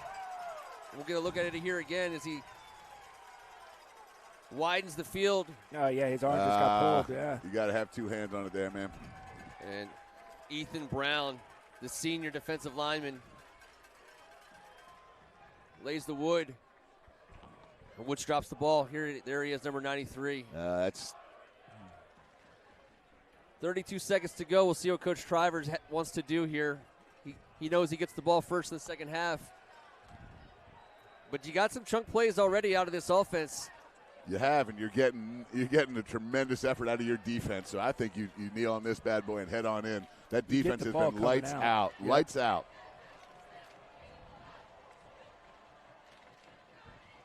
And there's the handoff to Fred, who gains about 9 yards. Good to see Fred back out there.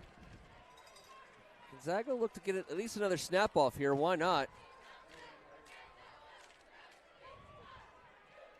And he's looking Play to throw. pass. Oh, And St. John's will get a snag as Bowden. that's so lucky. Was looking for that ball. That's D'Angelo Bowden coming off the edge, the South Florida commit. And that'll do it after 1 half. It's a 7-0 game. It's been more exciting than the score indicates, as it always is. We expect an exciting second half to come. Stay with us, because at halftime, St. John's honors some of their fall champions. How about that field hockey team? We'll be back on the mics for the start of the third.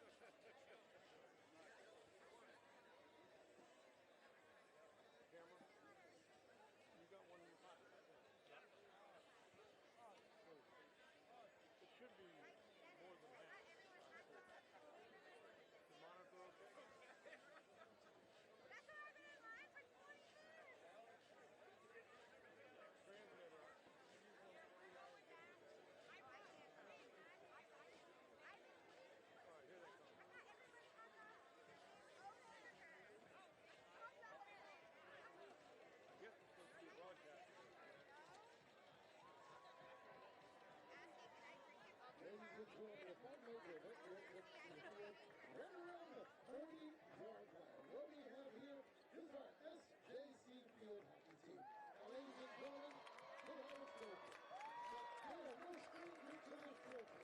This is not their first. This is not their second. This is not their third. This is their fourth WCAC championship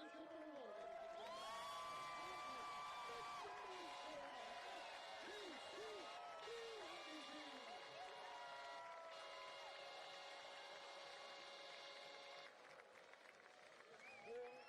In a row.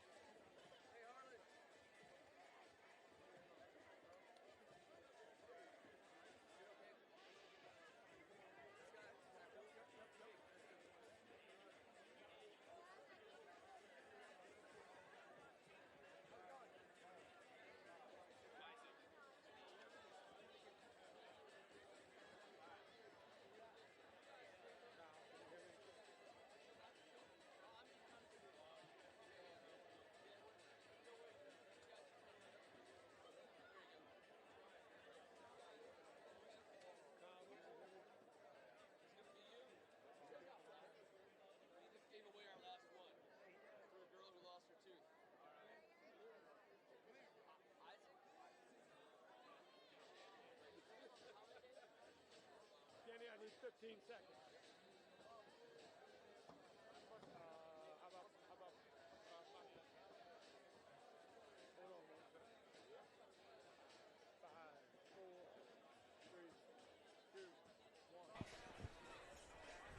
Thank you guys for being with us at halftime. As I mentioned before, today's a big day for St. John's and the St. John's Gonzaga rivalry. Today's the day that the Cadet Corps marches on the field, all the pomp and pageantry that goes along with that. I'm joined by Isaac. Tell us a little bit about the program and a little bit about what you guys got going on here at the Cadet Corps, because as a father who has a kid in the program, it's been an absolute blessing, and I know that it's been growing in popularity in the student body now for the last couple years. Oh, yeah. Again, thank you for having me. This is my first year at St. John's, first year as part of the Cadet Corps Leadership Program, and let me just say, my first time being here and seeing the March On has just cultivated everything for the reasons that have brought me here. So basically over the past 2.5 months, we have spent countless hours, classes, everything to think of about putting this piece of art for me together. Just the rich military history that comes with St. John's and the Cadet Corps Leadership Program, on top of a large growing Cadet Corps, putting everything together to come out here and get this done has been just amazing. So to answer your question, that is what we've been up to, is making sure freshmen, sophomore, juniors, seniors, everybody that's spread out comes together and is ready for what we just did today. So I notice every year, it seems, at least it feels to me, like we're filling that field up a little bit more. Oh, yeah. You know, more and more kids, more and more regiments and battalions and all of it. You know, talk to me about how it is in school every day, because you know, there's a perception, you know, they wear the uniform, and but the program itself is a leadership program, and it's my understanding is that it's wildly popular now in the student body, and these kids they walk around with a lot of pride wearing that uniform in the halls. Oh yeah, so the cadets will wear their uniforms one day a week on Thursdays, and we do what we call a Cadet Corps Leadership Homeroom, where we're working on things like marching, or we're working on the color guard is doing something. We're preparing for an Operation Cadet Care, for example, where we get back to the community. So the cadets are highly involved in the Cadet Corps, but they're also very involved in the student body as well. So with growing numbers coming in with the freshman class, right, they seeing how big of a deal the Cadet Corps is, right, they want to be a part of that. So when you walk these halls, you're seeing uniforms for St. John's, but you're also seeing uniforms for the Cadet Corps, with many things the left side, many things the right side, kids being proud of what they're doing here at the school. Speaking of uniform, tell us a little bit about your service record. Where have you been? Yeah, so I'm in the 1st of the 175th Infantry Battalion in the Maryland Army National Guard. I'm a first lieutenant with the Scouts and Snipers section of our headquarters and headquarters company in Dundalk, Maryland. So I'm a first lieutenant. I've been doing that for about 4.5 years now. So what's awesome is I came from that battalion to here, where the former guy who had my position, Mr. Nico Jenkins, we've been very close, and he was like, hey, man, I'm headed out. This is a great job opportunity, so I'd love for you to be able to take my place. And, man, he hit the nail on the head there. So with Mark, Mr. Irwin coming from West Point, combat veteran, with Kate Dooley coming from the Naval Academy, from John Copeland coming from Citadel, and myself, 2 years at VMI, 2 years at Maryland. So we come with a rich history of being in schools, being in Cadet Corps. So do you have a push-up competition to get this job or something like that? I'm just saying. I got to. we put a kid to the lift every Friday morning at 06:45. So hopefully that they can get some guns like this. But. Hey, thank you guys so much. Yeah, I mean, again, as I am a parent, and I do have a kid who Dylan, who's part of the program, and we've loved it. But I also have kids who aren't part of the program. I come from a different school in the conference from Bishop McNamara, and everybody understands the St. John's and the Cadet Corps component of it. It's a source of pride, obviously, for St. John's. But it is for the whole league. The Gonzaga guys are not going to admit it on a day like today. But it's special for our kids in this conference to represent that. And you guys do such a good job of leading them. And I've noticed, just in my interactions here with the kids, specifically over the last few years, they get it. Yeah. I mean, I think one of the coolest things that happened today that kind of just speaks to what we do is we want opportunities. We want to give the kids hand-on experiences. I mean, nobody knew about the flyover that we just had this morning until they looked up with their hands on their hearts with the national anthem playing, and then 2 jets just flying right overhead and all the kids going crazy. That really speaks to what we do here. We take the kids to battlefields. We take them to as many things as we can do to really make this program Arlington as National possible. Cemetery yesterday? Yesterday, right? The freshmen and some of our senior cadets went to the Arlington National Cemetery to lay the wreath at the Tomb of the Unknown Soldier. So just speaks to some of the things that we're getting going, just up until November. So we have the whole rest of the year to do a whole bunch more things. So it's awesome. I like Ike. I think we can all agree on that one. Thank you so much for your time and your efforts. Thank you, sir. We'll be back for the third quarter. Go More St. St. John's and Gonzaga. Go St. John's. Awesome. Thank you, sir. Thank you. That's great. That's great.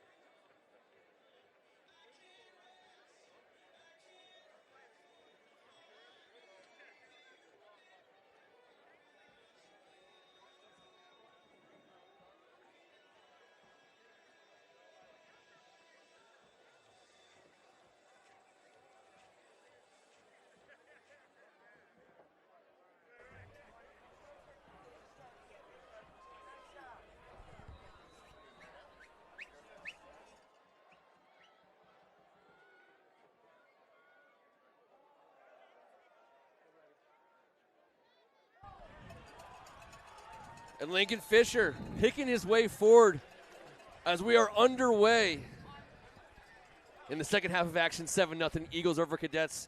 Got a little carried away here. We were T had to pull us back in. I was getting a little nervous. Well, my mom came. Yeah, I had to say hello to my mom. It's a family reunion of every possible kind here. We had the Cadet Corps guys on, and they were here. And I'll tell you what, it is an awesome day at St. John's on St. John's Gonzaga Day. Lincoln Fisher thought about that for a second. Lincoln Fisher's got one, kickoff return. Lincoln Shelton's got one, and Kanoa Winston. Tough team to kick off to.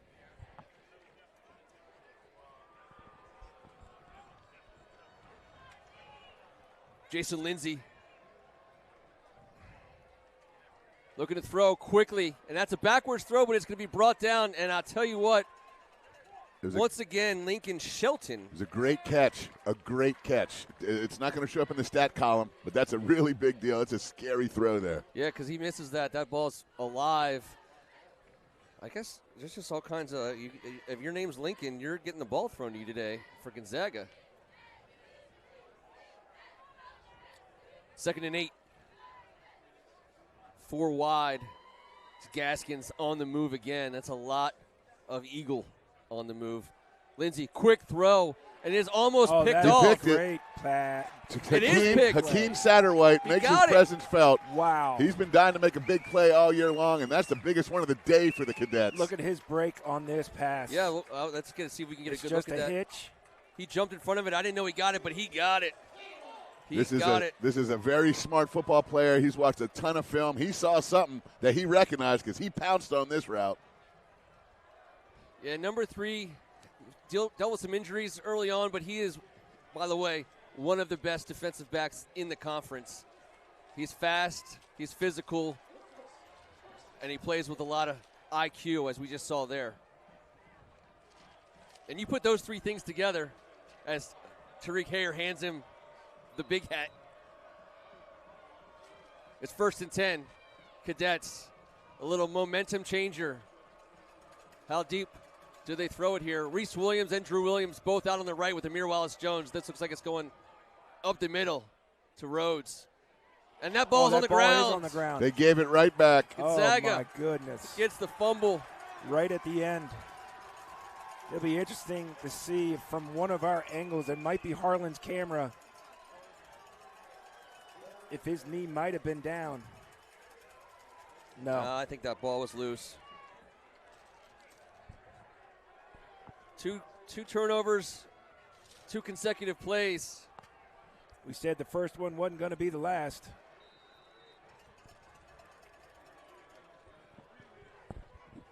Who came up with that one?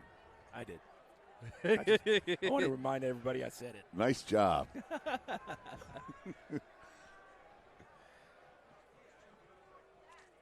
And the 1st and 10 carry up the middle as Fred picks up about 3 yards. Call it 2nd and 7 here. So there's been 3 plays and 2 turnovers, you're telling me, to start this half. That is correct. It's going to get weird here for the next quarter and 10:47. It's a St. John's Gonzaga game. What do you expect? Yes, sir.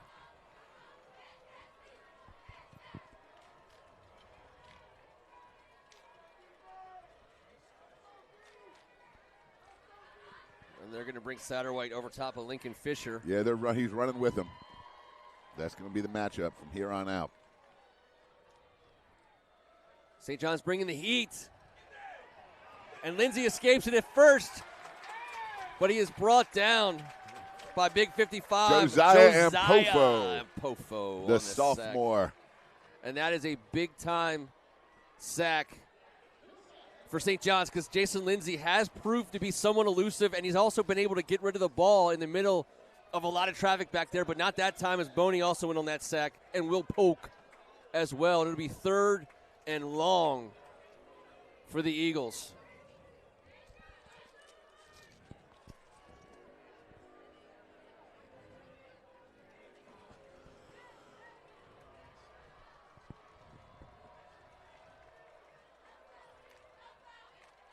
Lindsay will get it out to Shelton.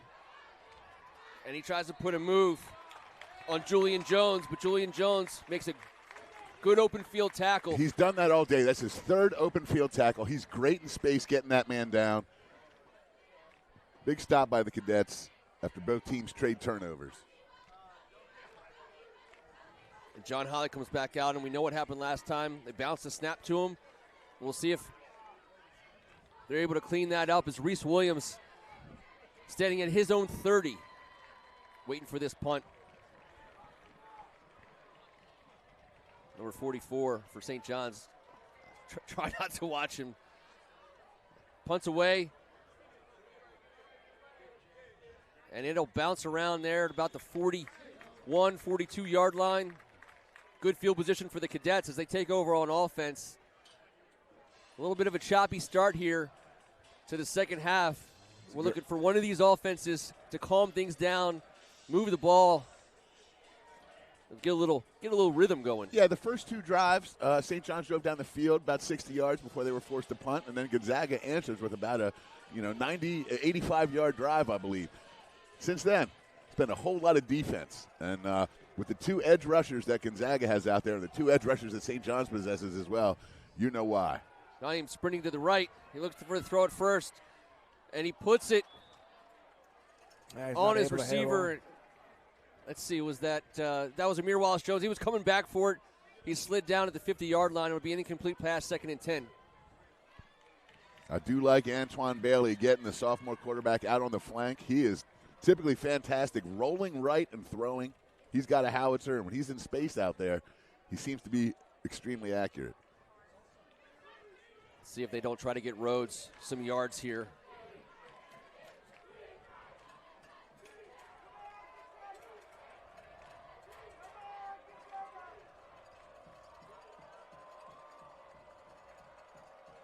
There's Rhodes, and he tries the right side for a gain of about 3. You know what type of athlete and how powerful you have to be a senior receiver. Amir Wallace-Jones gets motioned into formation. They're using him in between the tackles as a lead blocker. That we've talked about what a great blocker he is on the edge as a receiver. This senior holds 5 offers. He's going to college for free, and he's not afraid to mix it up where it counts, where it matters. And it's nice to see that St. John's trusts him inside there. I mean, Day-Day's following him up inside the hole there for a 5-yard gain. It's kind of a big deal. Yeah, you could just watch number 10 work. Dealt with some injuries early in his high school career, and he's come back so strong. Oh, some brutal ones. Integral part of this offense.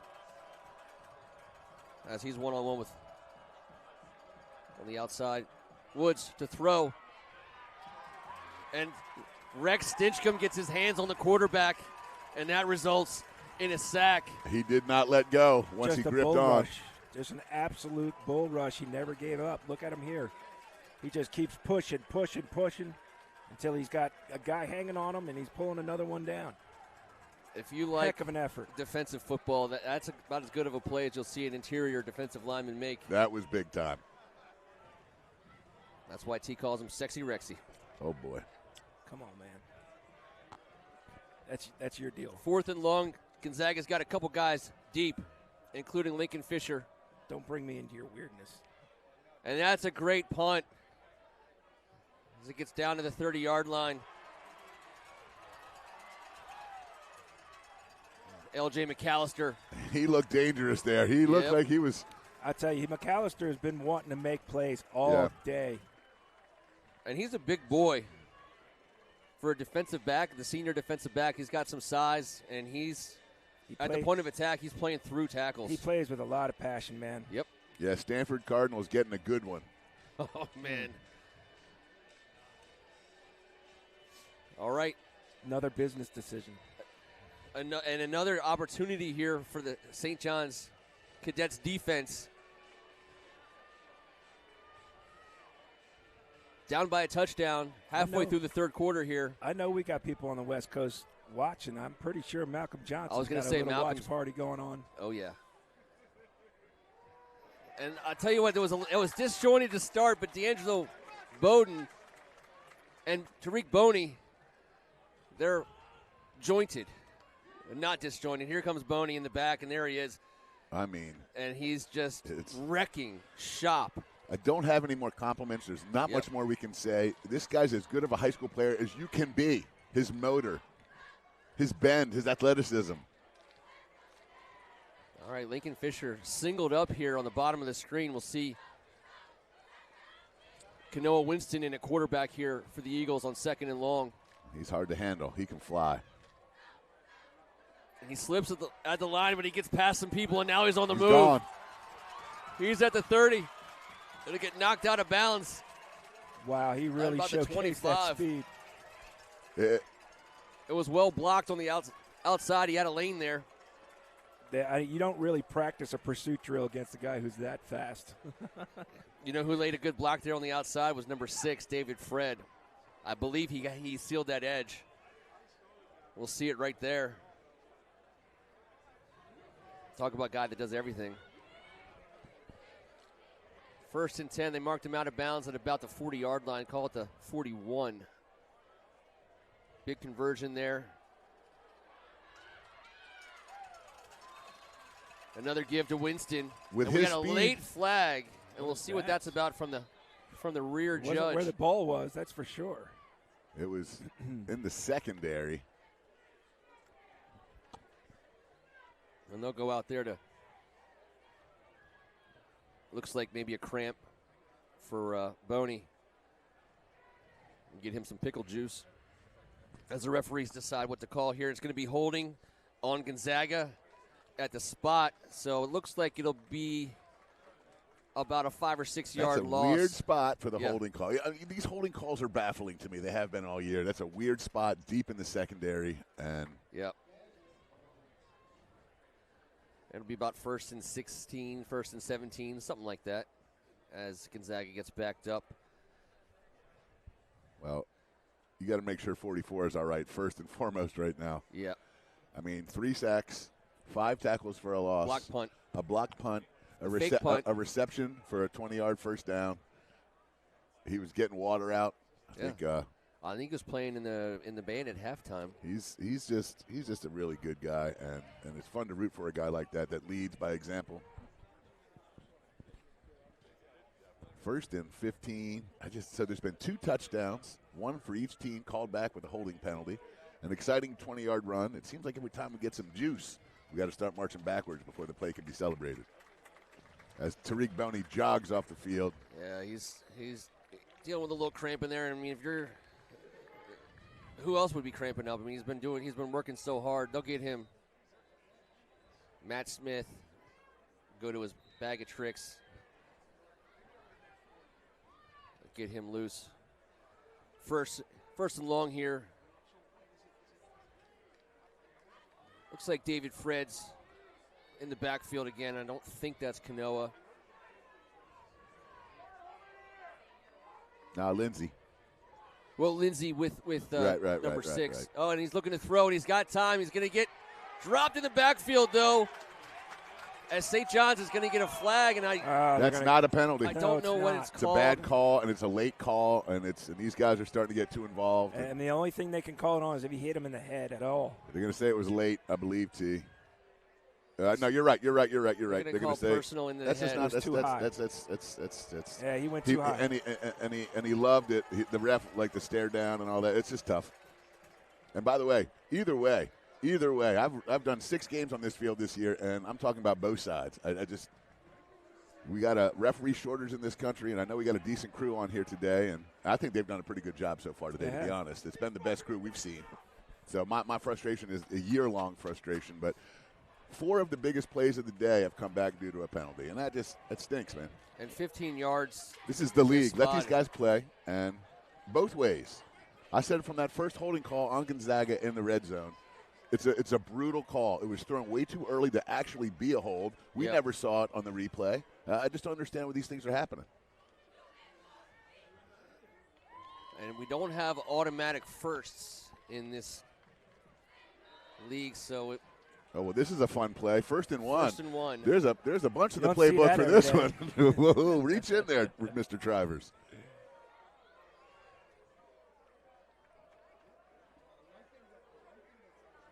Snap handled, and David Fred escapes, and he's going to get the 1 yard and then some as he lowers his shoulders and picks up the additional yardage for Gonzaga.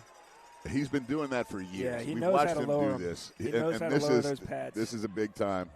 This is a big time run there. That's 7 extra yards. That's having all your weight underneath you and plowing through.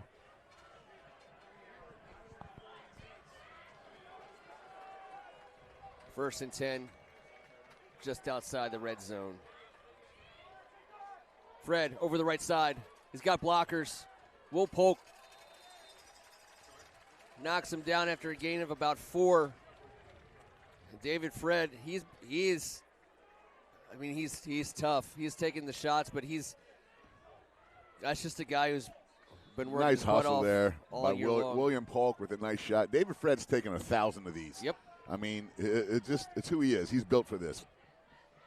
Looks like Gonzaga went in at halftime, thought about coming out running the ball, eating up some clock. Without a doubt, because it was clearly evident to the viewers and us that first half they were going to come out and take a few shots and go for some chunks, spread this D out so they can start working it from the inside out. Looks like we got another cramp on the field. It's a lot hotter on the field than it is up here. I can only imagine because it's not that hot in the First Amendment Sports tent for the breeze. You know, this is where the old guys, and if you're listening and you played back in the day when we all did, I don't remember cramps. No. And we all played both ways except for T-Bird. I don't think my muscles were big enough to cramp. I don't remember any cramps. No. They weren't defined. That's part of it. Do you remember when you were like, man, I sure could use some water, and your coach didn't really understand the whole concept of getting water? It was punishment. It was no water. No water, you guys suck. Yeah, no, I remember growing up, it's like, hey, man, sure is hot out here today, and this 2 a day, and man, some water would be great. And you're like, nope, no water. No, water's in 40 minutes. And now you go to jail if you don't give people water. You guys are lucky if you get food. Yeah. And I played I lived with my head coach. You lived with your head coach. It was tough. It was even tougher. I lived with mine. Sometimes you didn't get water at home. Yeah, Mom's outside with the hose. I'm behind the shed. She's like, do it fast. By the way, shout out to hose water, another lost art in modern times. There's nothing better than hose water, and these kids have no idea. I had some yesterday. It's delicious. It's still good. It tastes so good. Why does it taste so good? It's the best tasting water in the world. I don't know why, but it is. We had to bust out the old cooler, and you know the cooler's dirty. You got to hose it down. Got to hose it down. And if you're going to hose down the cooler, you might as well have a few. Gonna get some water out of that. Yeah, well. Just gotta let it run for a second. Get the hot water out first. And the whole audience is hoping for no more cramps because our conversation's terrible. Oh gosh. Oh gosh. He's locked up. His calf is locked up. Yeah. That is just not good. This guy has done everything today, and that's his second one, and this is not good.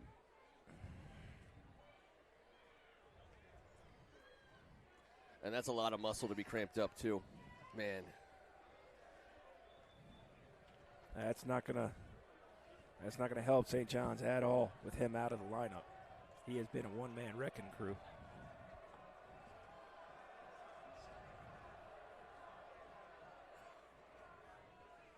And it'll be 2nd and 5. We get things started again here. Gonzaga set up on the 17-yard line.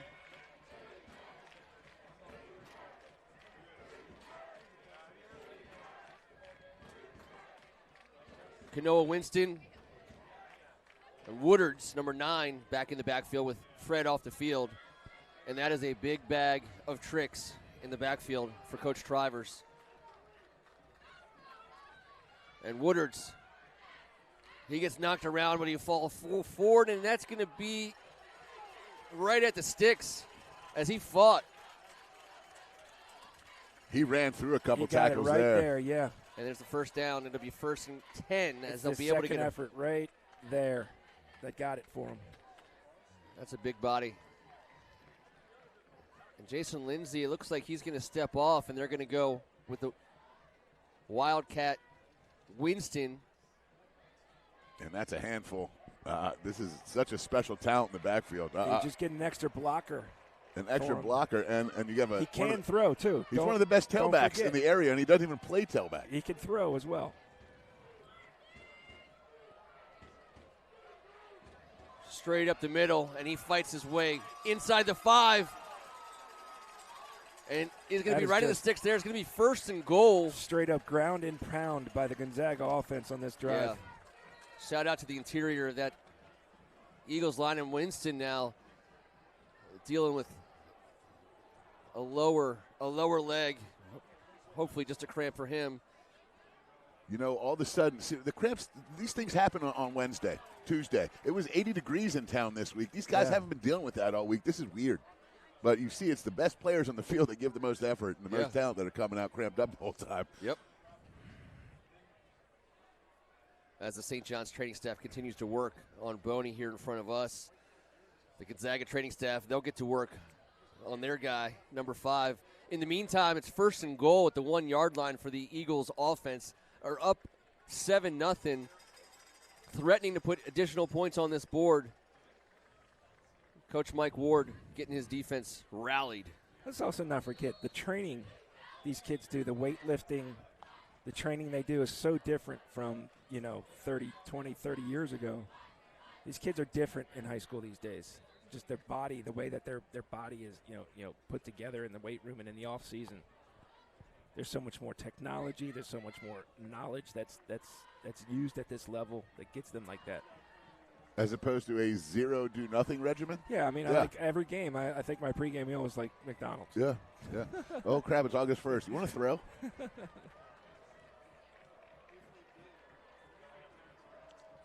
Lindsey back in. Looking to throw. He's going out to the front pylon, and he had to dodge Joel Tillery's wide frame, number 21. Hey, Joel Tillery's been flying around making plays today, giving effort. He's quite an athlete. They tried to go with a flood route in the flat, and Tillery's reach changed Lindsey's delivery, and he just couldn't get it there. Well, it's David Fred time now. I think it's feed well, Fred for. It's Woodard's. Oh, well, that forward lean of his too. Yeah, he's a big body, and he's going to get the ball here. And St. John's at the defensive point of attack there, stopping big number 9 is Gonzaga. His feet got a little shorter right towards the line of scrimmage, and that's what prevented him from just kind of plowing through. And you're watching these teams try to do it without their best guys. Boney, I don't think he's not on the field yet. No Fred, no Winston, but there's a lot of fight out there, wearing purple and scarlet. And they're going to try that middle again, maybe. And that is a big-time stop as St. John's is in the backfield immediately. Was that Christian Slade, the junior? And don't forget Joel Tillery back there. Yeah. And we're going to get big, huge call. This is the biggest play of the game so far right here, fellas. John Holly's going to come out. And you know what? Yeah. Coach Travers is first of all, he knows a lot more about this than I do. No, and I agree with him. Yes. With the way that the defense has been playing, you put some points on the board, you make sure you secure that points. You get a 2-score game. This is absolutely based on the talent of this defense and what they've been doing today. No doubt about it, T-Bird. Good hold. Kick is up. And it's good. And Whistles we got blown. a flag on the field. Blown. We're going to see what this is. Is this going to make Coach Travers rethink his decision? I don't think you take points off the board. No. Unless it's an automatic first down, obviously. But no, it will not be an automatic first down. We'll get the call here. They're going to wave the flag off. You know what? Sometimes you just need to throw the flag to stay in practice. Yeah.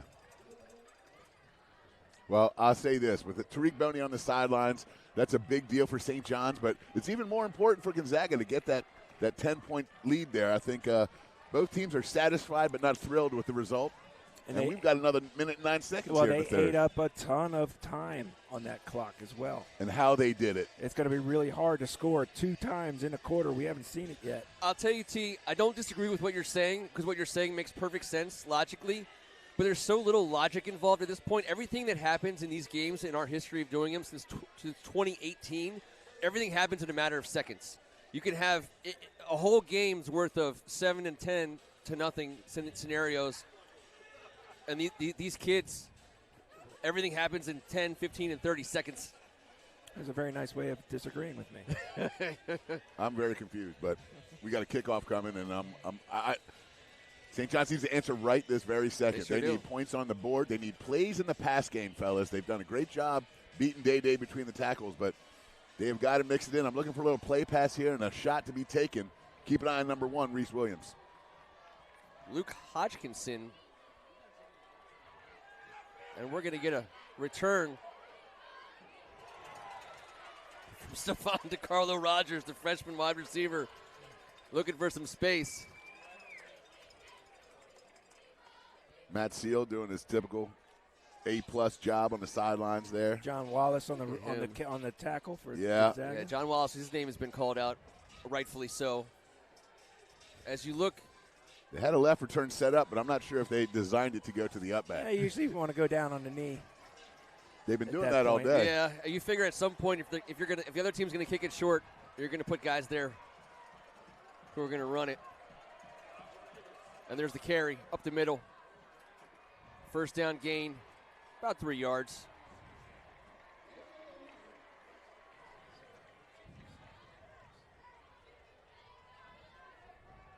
As Rhodes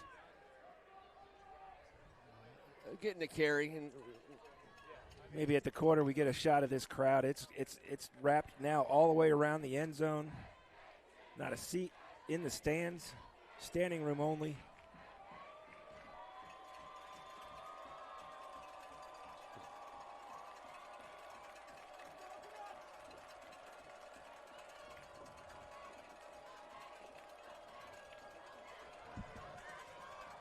Second and 6, Woods. Slade in the backfield, lead blocker. Stinchcomb. So St. John's has now got a H/fullback in Christian Slade in the game. That was the lead blocker there for the first time we've seen that formation all day long, them run that set. Great block by the young back, but Rex Stinchcom's been playing. He's been playing in the trenches for a long time in this league, and before he heads to Buffalo, he's got a few more things to prove. Yeah, people who love football love guys like Rex Stinchcomb. I mean, every team, if you got a guy like that on your team, you feel pretty darn good about yourself. Somebody who loves getting involved in the muck. You mean a big old nasty? Well, if you put him next to him, have those guys. He's right next to Ethan Brown. This guy's got 25 scholarship offers. 25 places that we're not even allowed on campus. That's a fact. And those guys on the edge, those guys are pretty good too because they're offered by the entire universe. So it's a pretty damn good defensive line if you ask me. Fourth quarter will get started here on a third down play for the Cadets. On a red, white, and blue Saturday on Military Road with F-16s flying all over the place. Ken, I've been the water boy. I played here. I coached with my dad, coached my little brother. My son's on the sidelines. Never have I felt more amazing than that flyover today before this game in this atmosphere. It was emotional, and it was tremendous. Both sidelines went nuts. Both fan bases went nuts. And the USA chant, I had goosebumps, and that was spectacular. Shout out to the D.C. National Guard. Thank you, Major General John Andoni. Marcus Hunt, you're the man. Third and short. Low snap. Handled. Day, and he's going to be at the sticks, and I'm going to looks like he's a yard short. It is short. At the ground. It looks like he is short. Just short. It's going to. They're going to give. Well, that was short. The judge on our side's giving him the first, and they're giving him the first all the way around. First and 10.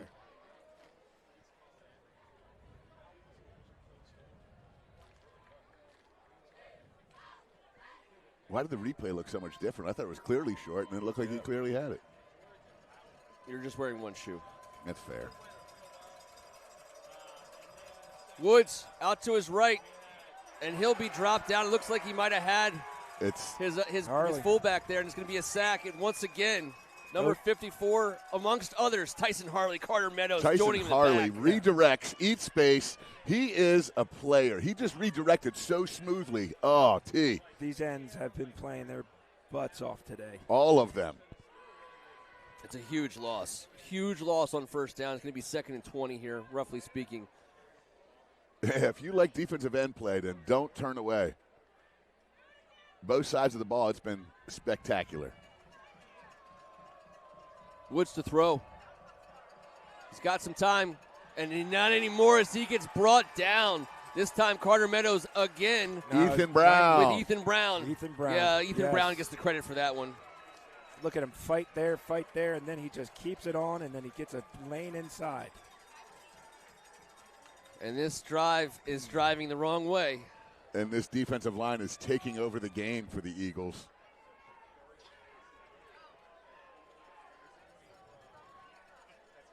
And I will say this, St. John's has been, for better or for worse, in 3rd and 25 a handful of times in third broadcast this year. This is way more than that. Yeah, this is about 3rd and 40. This is a draw and punt it and play some D and get off the field as fast as you possibly can, because this is a terrible spot to be in. Woods fighting for whatever he can. I'm sorry, that was Drew Williams. Yep. Fighting for whatever he can get, buying some real estate for the punt team. Yep, that's the best you can expect there.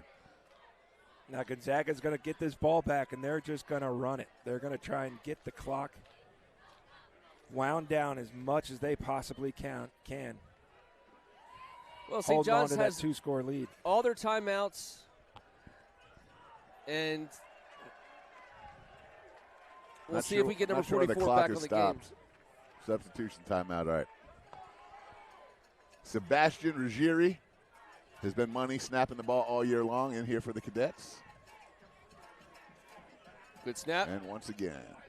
Punt is up, and it's waiting as a driver, and he's going to get it over the head almost of L.J. McAllister as the ball hits the ground at the 30-yard line. He collects it. Those are the dangerous ones. And he'll be dropped right in front of us here at the 36. I'm sorry, the 34. That's a big-time play on specials. Paul Gandolfo heading down, not giving up on the play. Excellent effort. Sometimes those punts that go over the head, they have to be hunted down. How many times do you see a returner pick a ball up off the ground and take it to the house? Well, right? Returners of that magnitude, the last thing they need is more space. Yeah. And that's what it offers. And that got hairy there for the Cadet specials. But like you said, it's time for the ground and pound. Mr. David Fred, you're the right man for the job. But it looks like Woodard. Yeah, he's a little banged up. And Woodard, he's a big kid. Yeah, he's a stud running that ball straight ahead. You got Zero McIntosh in there, too, doing a lot of blocking. Gaskins will check back. Gavin McIntosh will take over that tight end spot. Ball's on the ground. Woodard pushes forward, and he's got momentum and a big hole over the right side. Yeah, first down. Big Xavier Rienzo creating some space for the running back there. Number 74 got mean. Look at it here.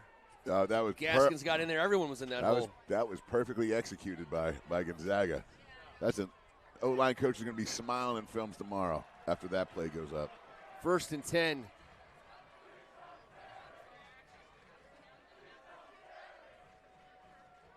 Woodard's again, and he'll be met at the line of scrimmage. No gain, as they'll call it dead.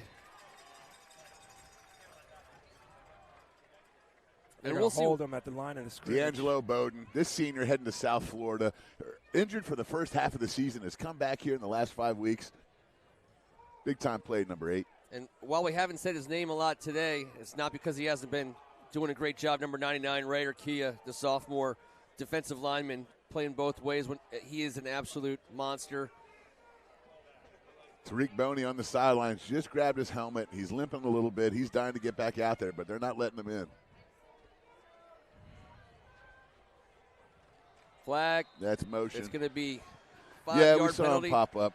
And you hate to do it. You hate to mention the name. Yeah. But it just gives you the opportunity to say, young man, it's all right, because Zion Rogers is headed to Howard to go to college for free because of this sport. That afforded us that opportunity to congratulate him. I hate it. It stinks. He's out there fighting. This O-line has been great these last couple drives, and that talented young man is going to stay in city limits to continue his college career. Congratulations, 77. The Bison? You got it. Even Bison. 5 on the play clock as Gonzaga is milking it. Low snap again, handed off in the backfield where a lot of St. John's players happen to be. Ball's on the ground. Ball's on the ground. Ball is on the ground. St. John says they have it. And they do. Was it Boney again? Poke. Well, no, Boney was in the game. There. He was in the game. Was he really? Yep. How did I miss that? Boney with the punch out. Oh my gosh. Bro, Bro, this Look at guy, him, and he limps off. Just came off onto the field for one play. He sits out for 10 plays, comes in, and automatically causes the turnover. This guy's nuts. Turnover caused. 3 sacks, 5 tackles for a loss, 20-yard touchdown reception, and a block punt. Fill it up, 44. Matt Smith, whatever you did between plays, it worked, my friend. St. John's. And Will Polk slick enough to grab it off the ground. Absolutely has to have it here in the run and shoot empty backfield. Woods gets past the defensive line, and he gets 6 yards. Going to want to put that ball away. 2 hands on the ball. There's 1 hand out. He's got to put it away coming up through that. And they need a sense of urgency here. It's a 2-possession game, and they got to get points here.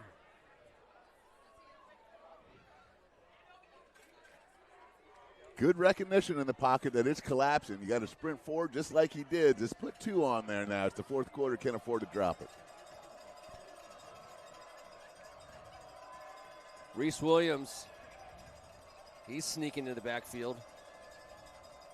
I don't even know. He's way back. He's the deep back. And he's going to get the ball here on the outside. Nice little throw as Reese Williams tries to use some wiggle to get the first, and he's going to be about a yard short with forward progress. It'll be 3rd down and 1 with 6:20 to go in the game. We'll see how fast St. John's gets back to the line of scrimmage as L.J. McAllister. St. John's coach is asking for a little roughing the runner at the end there, being a little too rough after the whistle. Didn't get a call. I think we're in perpetual 4-down territory at this point anyways. As Drew Williams, he'll slide into the backfield. And we got a timeout on the field. It's going to be a timeout, St. John's, their first. Well, they weren't going to get the play off. And you don't want to give up 5 yards on 3rd and 1. Play clock was down to 8, and they were still getting themselves lined up. Under 6 to go, 2-possession game. St. John's driving. Need points on this drive. This Gonzaga defense has been so good the entirety of the game here, at red zone specifically as well. So not that they're right in it now, but they're knocking on the door. 0 points up there with 5:49 on the clock. We told each other this would be the case. St. John's desperately needs to get a first down here and figure out how to get across the goal line.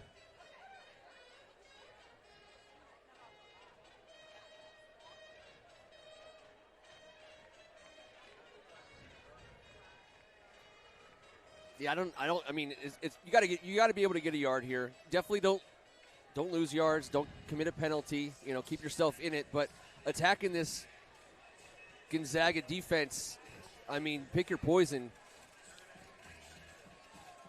Listen, the one thing I don't see on the field right now is number 5. Is he still battling a little bit of a leg issue? That's a big deal for St. John's. Or they're saving him on the offensive side, which doesn't make sense. And Rhodes, wow, him and Woods fighting for the ball. Woods wanted it. Day wanted it. Day won. And man, he was juggling it while he got the first down. That looked somewhat dangerous. That was hairy. The old tug of war. Woods and Rhodes in the backfield again. No huddle offense. Quick snap. Woods to throw. He steps up in the pocket, steps back, and he'll get positive yards, and he'll get out of bounds. It'll be 2nd down after a gain of 4. Yeah, 5:25. I mean, this clock just keeps churning. They need points in a hurry. He's able to get out of bounds there. They'll set this ball. Kevin, I say 2nd and 5, maybe a long 5. Here's where maybe you take a shot. Little play pass. 3rd, yep. I think as long as they get the ball in the hands of their guy, like Reese Williams here in the short slot, this is a quick one for him, but it's going to be Rhodes over the right side. He's got room to run. One man to beat, and he beats him. Gets another few yards. It's going to be 1st and goal inside the 5 for the Cadets on the 4-yard line. No flag. That's what, for a second I thought I saw. I saw. We're just naturally inclined to look around for one after a big play. It is a flag. I'm so sorry to report that it is a flag. Of course it is. I thought I saw some. Yeah, it's going to be holding against St. John's. That is a killer. It's a killer. Now you don't have the luxury. Now you know what? That was the right call. Okay. I just saw it on the edge. It was the right call. It was at the point of attack. At the point of attack, I have no problem with it. It was on the edge. He sealed up. That was fine. That's fine. I know, but Kevin, I don't like it when it's 20 people all grouped together in a bundle yeah, but like that. That's what I'm saying. On the edge right there, he got gripped up. Rhodes up the middle, and he fights back to the original line of scrimmage. It's going to be 3rd and 10, just outside the 20. Day is fighting some lower leg injuries right now. You see him. This is a game of attrition. This has been a war out here. The best players are shuffling in and out of this game. The physicality is top notch. And for St. John's, you want a first down here first and foremost, but you got to have yards because you need points. And if you got to take 3, you want it to be closer than here. That's get inside that 20-yard line somehow, some way. Woods to throw. Right to Woods. Oh, and he tipped it to himself. Rhodes is going to be short of the 25-yard line, and it'll end up being about 4th and 3. And we'll see what Coach Ward wants to do. He needs 2 scores.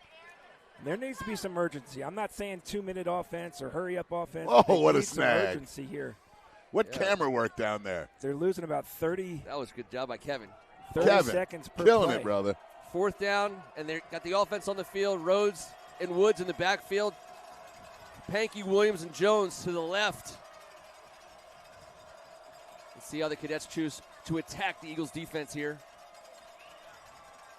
5 on the play clock. Going to have to call timeout here. You got to call timeout. There's 2, 1. Pat Ward called the timeout. They got the timeout in the last second. Good job, Coach Ward. They got the timeout away. Now, they got the snap off in the nick of time, but it wasn't what they wanted. Well, Coach Ward had a 7-yard running head start, and don't get in his way. He was calling that timeout, and they got it in there. It was a good job by the officials. They were trying to pull Gonzaga's defense off sides. They sure were. Yeah, they had a hard count check with me with no play called, and next thing you know, they're running out of clock. I don't see the field goal team ready to run in necessarily at this point in time. There's no wind to speak of. You're not kicking into one. You don't have the help of one. Gonzaga's 1 for 2 on the day on field goals. St. John's has yet to attempt one, and it looks at the moment as if they will continue without attempting one. We'll see what they come up with here. 3:48 on the clock. Twice today, Naeem Woods has run the ball in this scenario for the first down.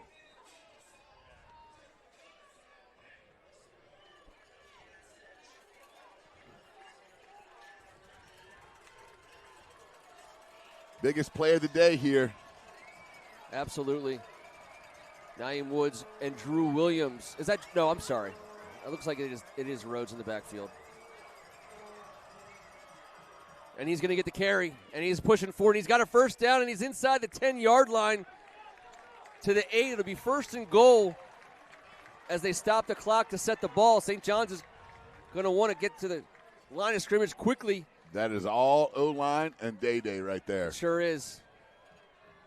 Huge play, huge confidence in your Kenny big boys Mack up front. Yeah, as Rhodes again picking his way through, and he's going to get dropped right at about the 5-yard line. And this clock is going to become a problem. Well, you got to get this touchdown, or you got to get points here. Not having 3 timeouts is tough. You got to chuck this one into the end zone right here. I agree. Because you got to be able to stop the And if clock you got when nothing, it's done. throw it 10 yards over his head, stop the clock, settle down, got 2 chances. Yes, I think you got to go to the air here. And there they go to throw it. He's going to run it, and he's going to be dropped in the backfield by none other than Sexy Rexy. Nope, just Rex. Rex Stinction with the big play. At the 10. He is a one-man wrecking crew all by himself. He's man. had a great day. He has had a great day. He had a great day. Naeem scrambled right into big 5-4.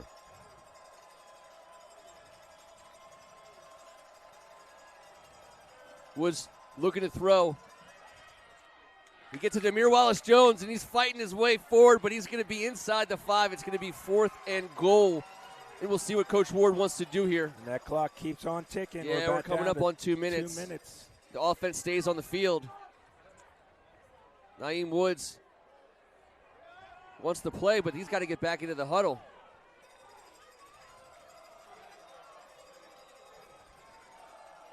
Fourth and goal, just inside the 5-yard line. 20 seconds of the play clock, but the time clock is what everyone's worried about. Now here we go. Once again, biggest play of the day. Woods with the carry. And it looks like he's he's in. Oh, now we got a they're gonna call late, it touchdown, late but we got a flag. flag. Because every time there's a touchdown, there's a flag today. L.J. McAllister thinks it's against the Cadets. It's been signaled a touchdown. Let's see what this call And could be. Came from the head Rhodes is referee. saying it's a touchdown. Rhodes is saying that the call stands. It's going to be a personal foul. Shot to the head on the defense. Touchdown counts. My guess is in high school, do they tack that on to the kickoff? I don't know, but was there enough time for someone to hit someone in the head there? It was. And he was a runner, not a quarterback. Right. Right. And the first touchdown of the day for St. John's comes with 1 minute and 44 seconds to go in the game. How about the trust right there on 4th and 4? How about the trust in that offensive line? A great job by the sophomore QB to make it count. All right, we might be in onside kick range. I'm not sure, but Extra point is good. It's 10-7.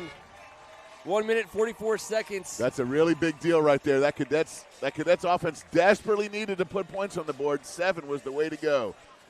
Gonna be tight here with the time running the ball. Yeah. With one timeout, they have the ability to stop them. You're right. Getting this touchdown first then allows you to be strategically a little bit different. You only have to get so far to get at least a field goal range to tie the ball game.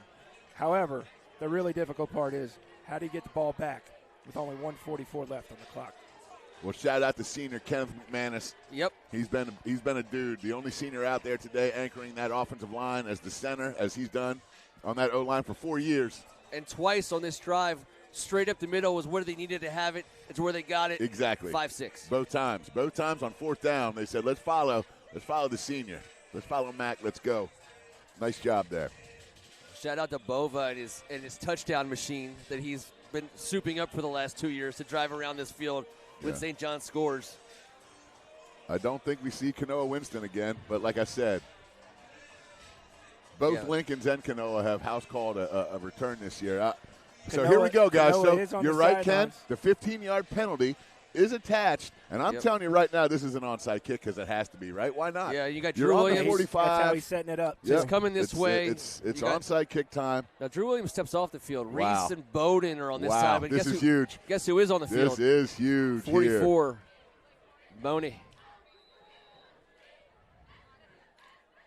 Ball up in the air. It's a high shot, and it's going to be L.J. McAllister who catches it. Never got that next hop. It didn't have enough for that next hop. That was a nice effort there. No time off the clock. And now you got to have Ruben a big Kelly stop. Asasi. Listen, that's a good effort right there. Yep. He's been a stalwart special teams player for his 4 years. The holder on last year's overtime kick and a great kid. Good effort there. St. John's needs a great effort here out of this defense. And if Tariq Boney could punch it once, he could punch it twice is what they're saying in that huddle. Let's punch that ball. Drivers is telling his guys ball security, that's all. We don't need yardage. We don't need any of that. We need to make sure you keep your hands on the ball. They got enough time here. And they got Lincoln Fisher wide singled up. My guess is they're not going to him. It's going to be Woodards. He gets the carry, and he's met the ball's on the ground. Loose, and it's a fumble. Good. Timeout. St. John's has got to call a timeout. I would call it right now. Yes, he did. They're trying to call it. They've been calling it. That's true. Extra. So all the staff was calling timeout right there. Who came that Oh, was Bowden. boy, D'Angelo Bowden. Bowden blew that play Hey, up. guys, has there been better play by the defensive ends in any game we've ever called? No. All Every 4 play. of these guys are It's been absolute unbelievable. monsters. They have been unbelievable, T. Now, can St. John's borrow a timeout? I mean, they're just short. They're running out. They ran out. It's done. I mean, he almost took that hand off. I know. It was so crazy. You know, we talk about all the things that could happen in this game, and that was hairy.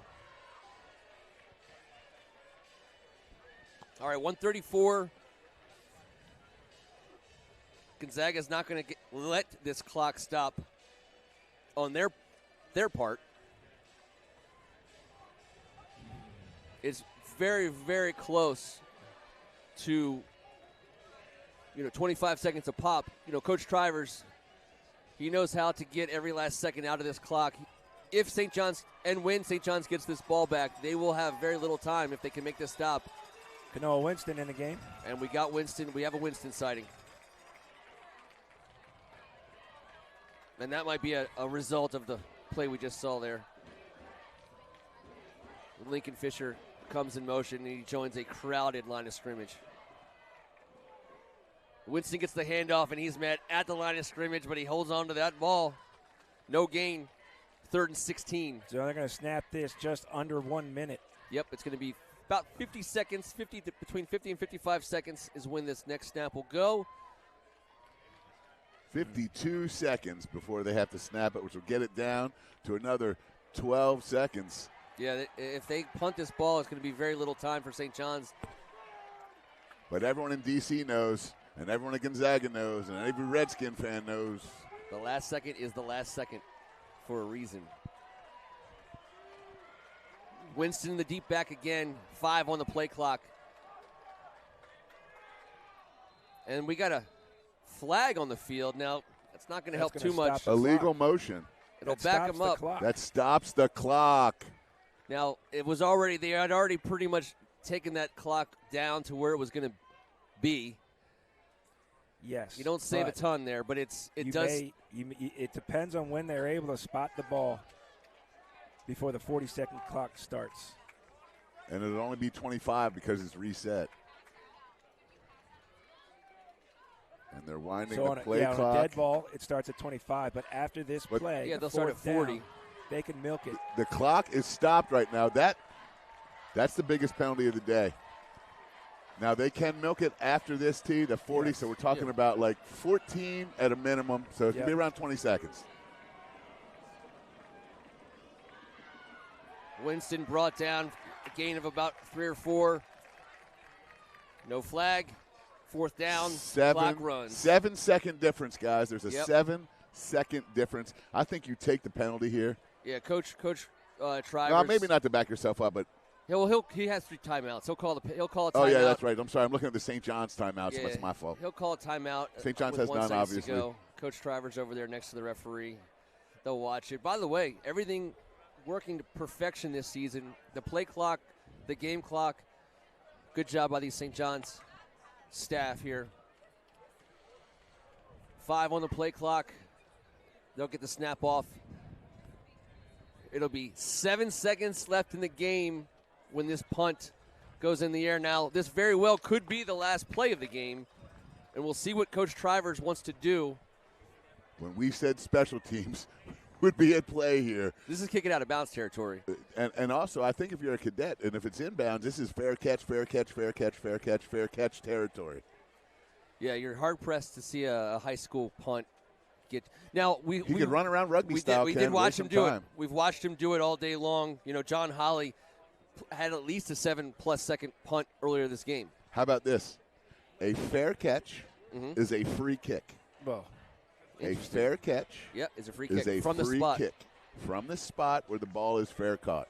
Old Nolan Stringer is a free kick, and that's an old rule. If you fair catch this punt, it is a free kick from the spot. And I see one more alternative possibility is St. John's brings the everything after that bounce snap. I think you might be right, brother. On this to see if they can't get a block and get a short field. And so if you're now, who's punting this? Because John Holly's not going back. Lincoln Fisher is. I think you're looking at they want Lincoln Fisher to run this ball for at least 2 or 3 seconds and then get rid of it. Yes. This is a rugby punt here. Yep. And this was. But Tariq Boney's thinking, bounce that snap one time. Good snap. Lincoln Fisher. Now he's going to take a safety. And the game's going to end. The game's going to end on a safety. Randy Trivers has done it again. But there's a penalty. There's a penalty. On the field. There's a penalty. There is a penalty. What's the call going to be? They're going to call it. Gonzaga thinks the penalty's on St. John's. What is the call going to be? Because that was brilliant. Everything that just happened was brilliant. Put your best athlete back there. Run out the clock. Take the safety. Who cares? Brilliant. But it's going to come down to a call. And Coach Mike Ward's, they're not loving the vibe on the sidelines. Coach Mike Ward is not loving it. We'll see. He's telling his bro what the deal is. Guys, you got to tell us what's going on. This is torture for so many folks. That was very, very smart right there. Because the safety counts, no matter what.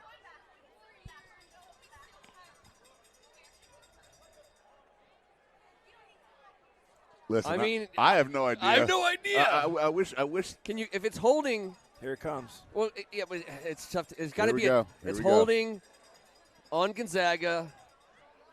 What are you going to call it? What do you want here? You can deny that, can't you? Well, no. If you decline the penalty, game's over. Yep. I mean, you got to take the penalty. And make it. I mean, the only thing you can do is make him take it and try to get it back on Unless it's an untimed down because it's a flag on the last. It'll be an untimed down, and then they'll just snap it and take race out of the end zone. Yeah. No, wait, no, they can't take another safety because it will be 10-9 if you decline the penalty. You can't get two safeties. You can't get two safeties. No, it'll be a kickoff. What if? Wait a second. How many safeties? They can't do. You can't just do the safety dance. I was my understanding of the safety dance is as long as you're. Everybody, look at your pants. How do the words go? I can't remember how it goes. Tell us what's happening here. Tell us what's happening. Because I don't know about the clock and all this. And please reset. We don't have a mic on these guys. This is torture. All right, so they're going to give Coach Trivers the what update. An exciting like when they put Lincoln back there. You know, I thought it'd be, but you know, I didn't even. It didn't even cross my mind. Just take off into the end zone. Yeah, that's Belichick-esque. It's. Well, Coach Trivers, he's earned his stripes in this league for a reason. Yeah, both these guys are championship coaches. Yep. Every week you show up in the WCAC, the guy across the field knows his stuff. I mean, come on, this is the best league in the country. By the way, you think we don't know what's going on? This whole place is quiet right now. There's 0 seconds left on this game. It's still 10-7. No one knows anything about what's happening or what's about to happen, and no one's celebrating yet because they know better. There's going to be a replay of the down. There's going to be another play. With zeros on the clock. And I think they can just legitimately take a knee and call it a day. Yeah, it's fourth down. It'll be fourth down, with no time. I agree, Kev. This is a victory formation. Yeah, it's a victory formation kneel down. There's a lot of suspense for nothing. You typically don't end these games with a receiver catching the punt snap and sprinting into the other end zone. But a well-earned victory and a hard-fought game, and I mean, that's what this game's all about here, guys. You know, 10-7 at the end of the day. Both these defenses need to walk off this field with their heads held high because we saw some tremendous performances, particularly off the edges. Yep. The referee will spot the ball here. We'll get a kneel down, assuming that the kneel down goes as planned. St. John's will travel to PG Sports and Learning Complex for a semifinal showdown with the DeMatha Stags. Gonzaga will head to Olney to take on Good Counsel as the WCAC regular season is in the books. Playoffs are upon us. And the faithful from I Street celebrate a victory over St. John's on Military Road. On behalf of First Amendment Sports and all the good folks at both of these fine institutions, on behalf of Kevin Ricca and Tim Strachan and all the glorious families who've said hi and hello to us all day long, thank you. And we'll see you next week. Thanks so much.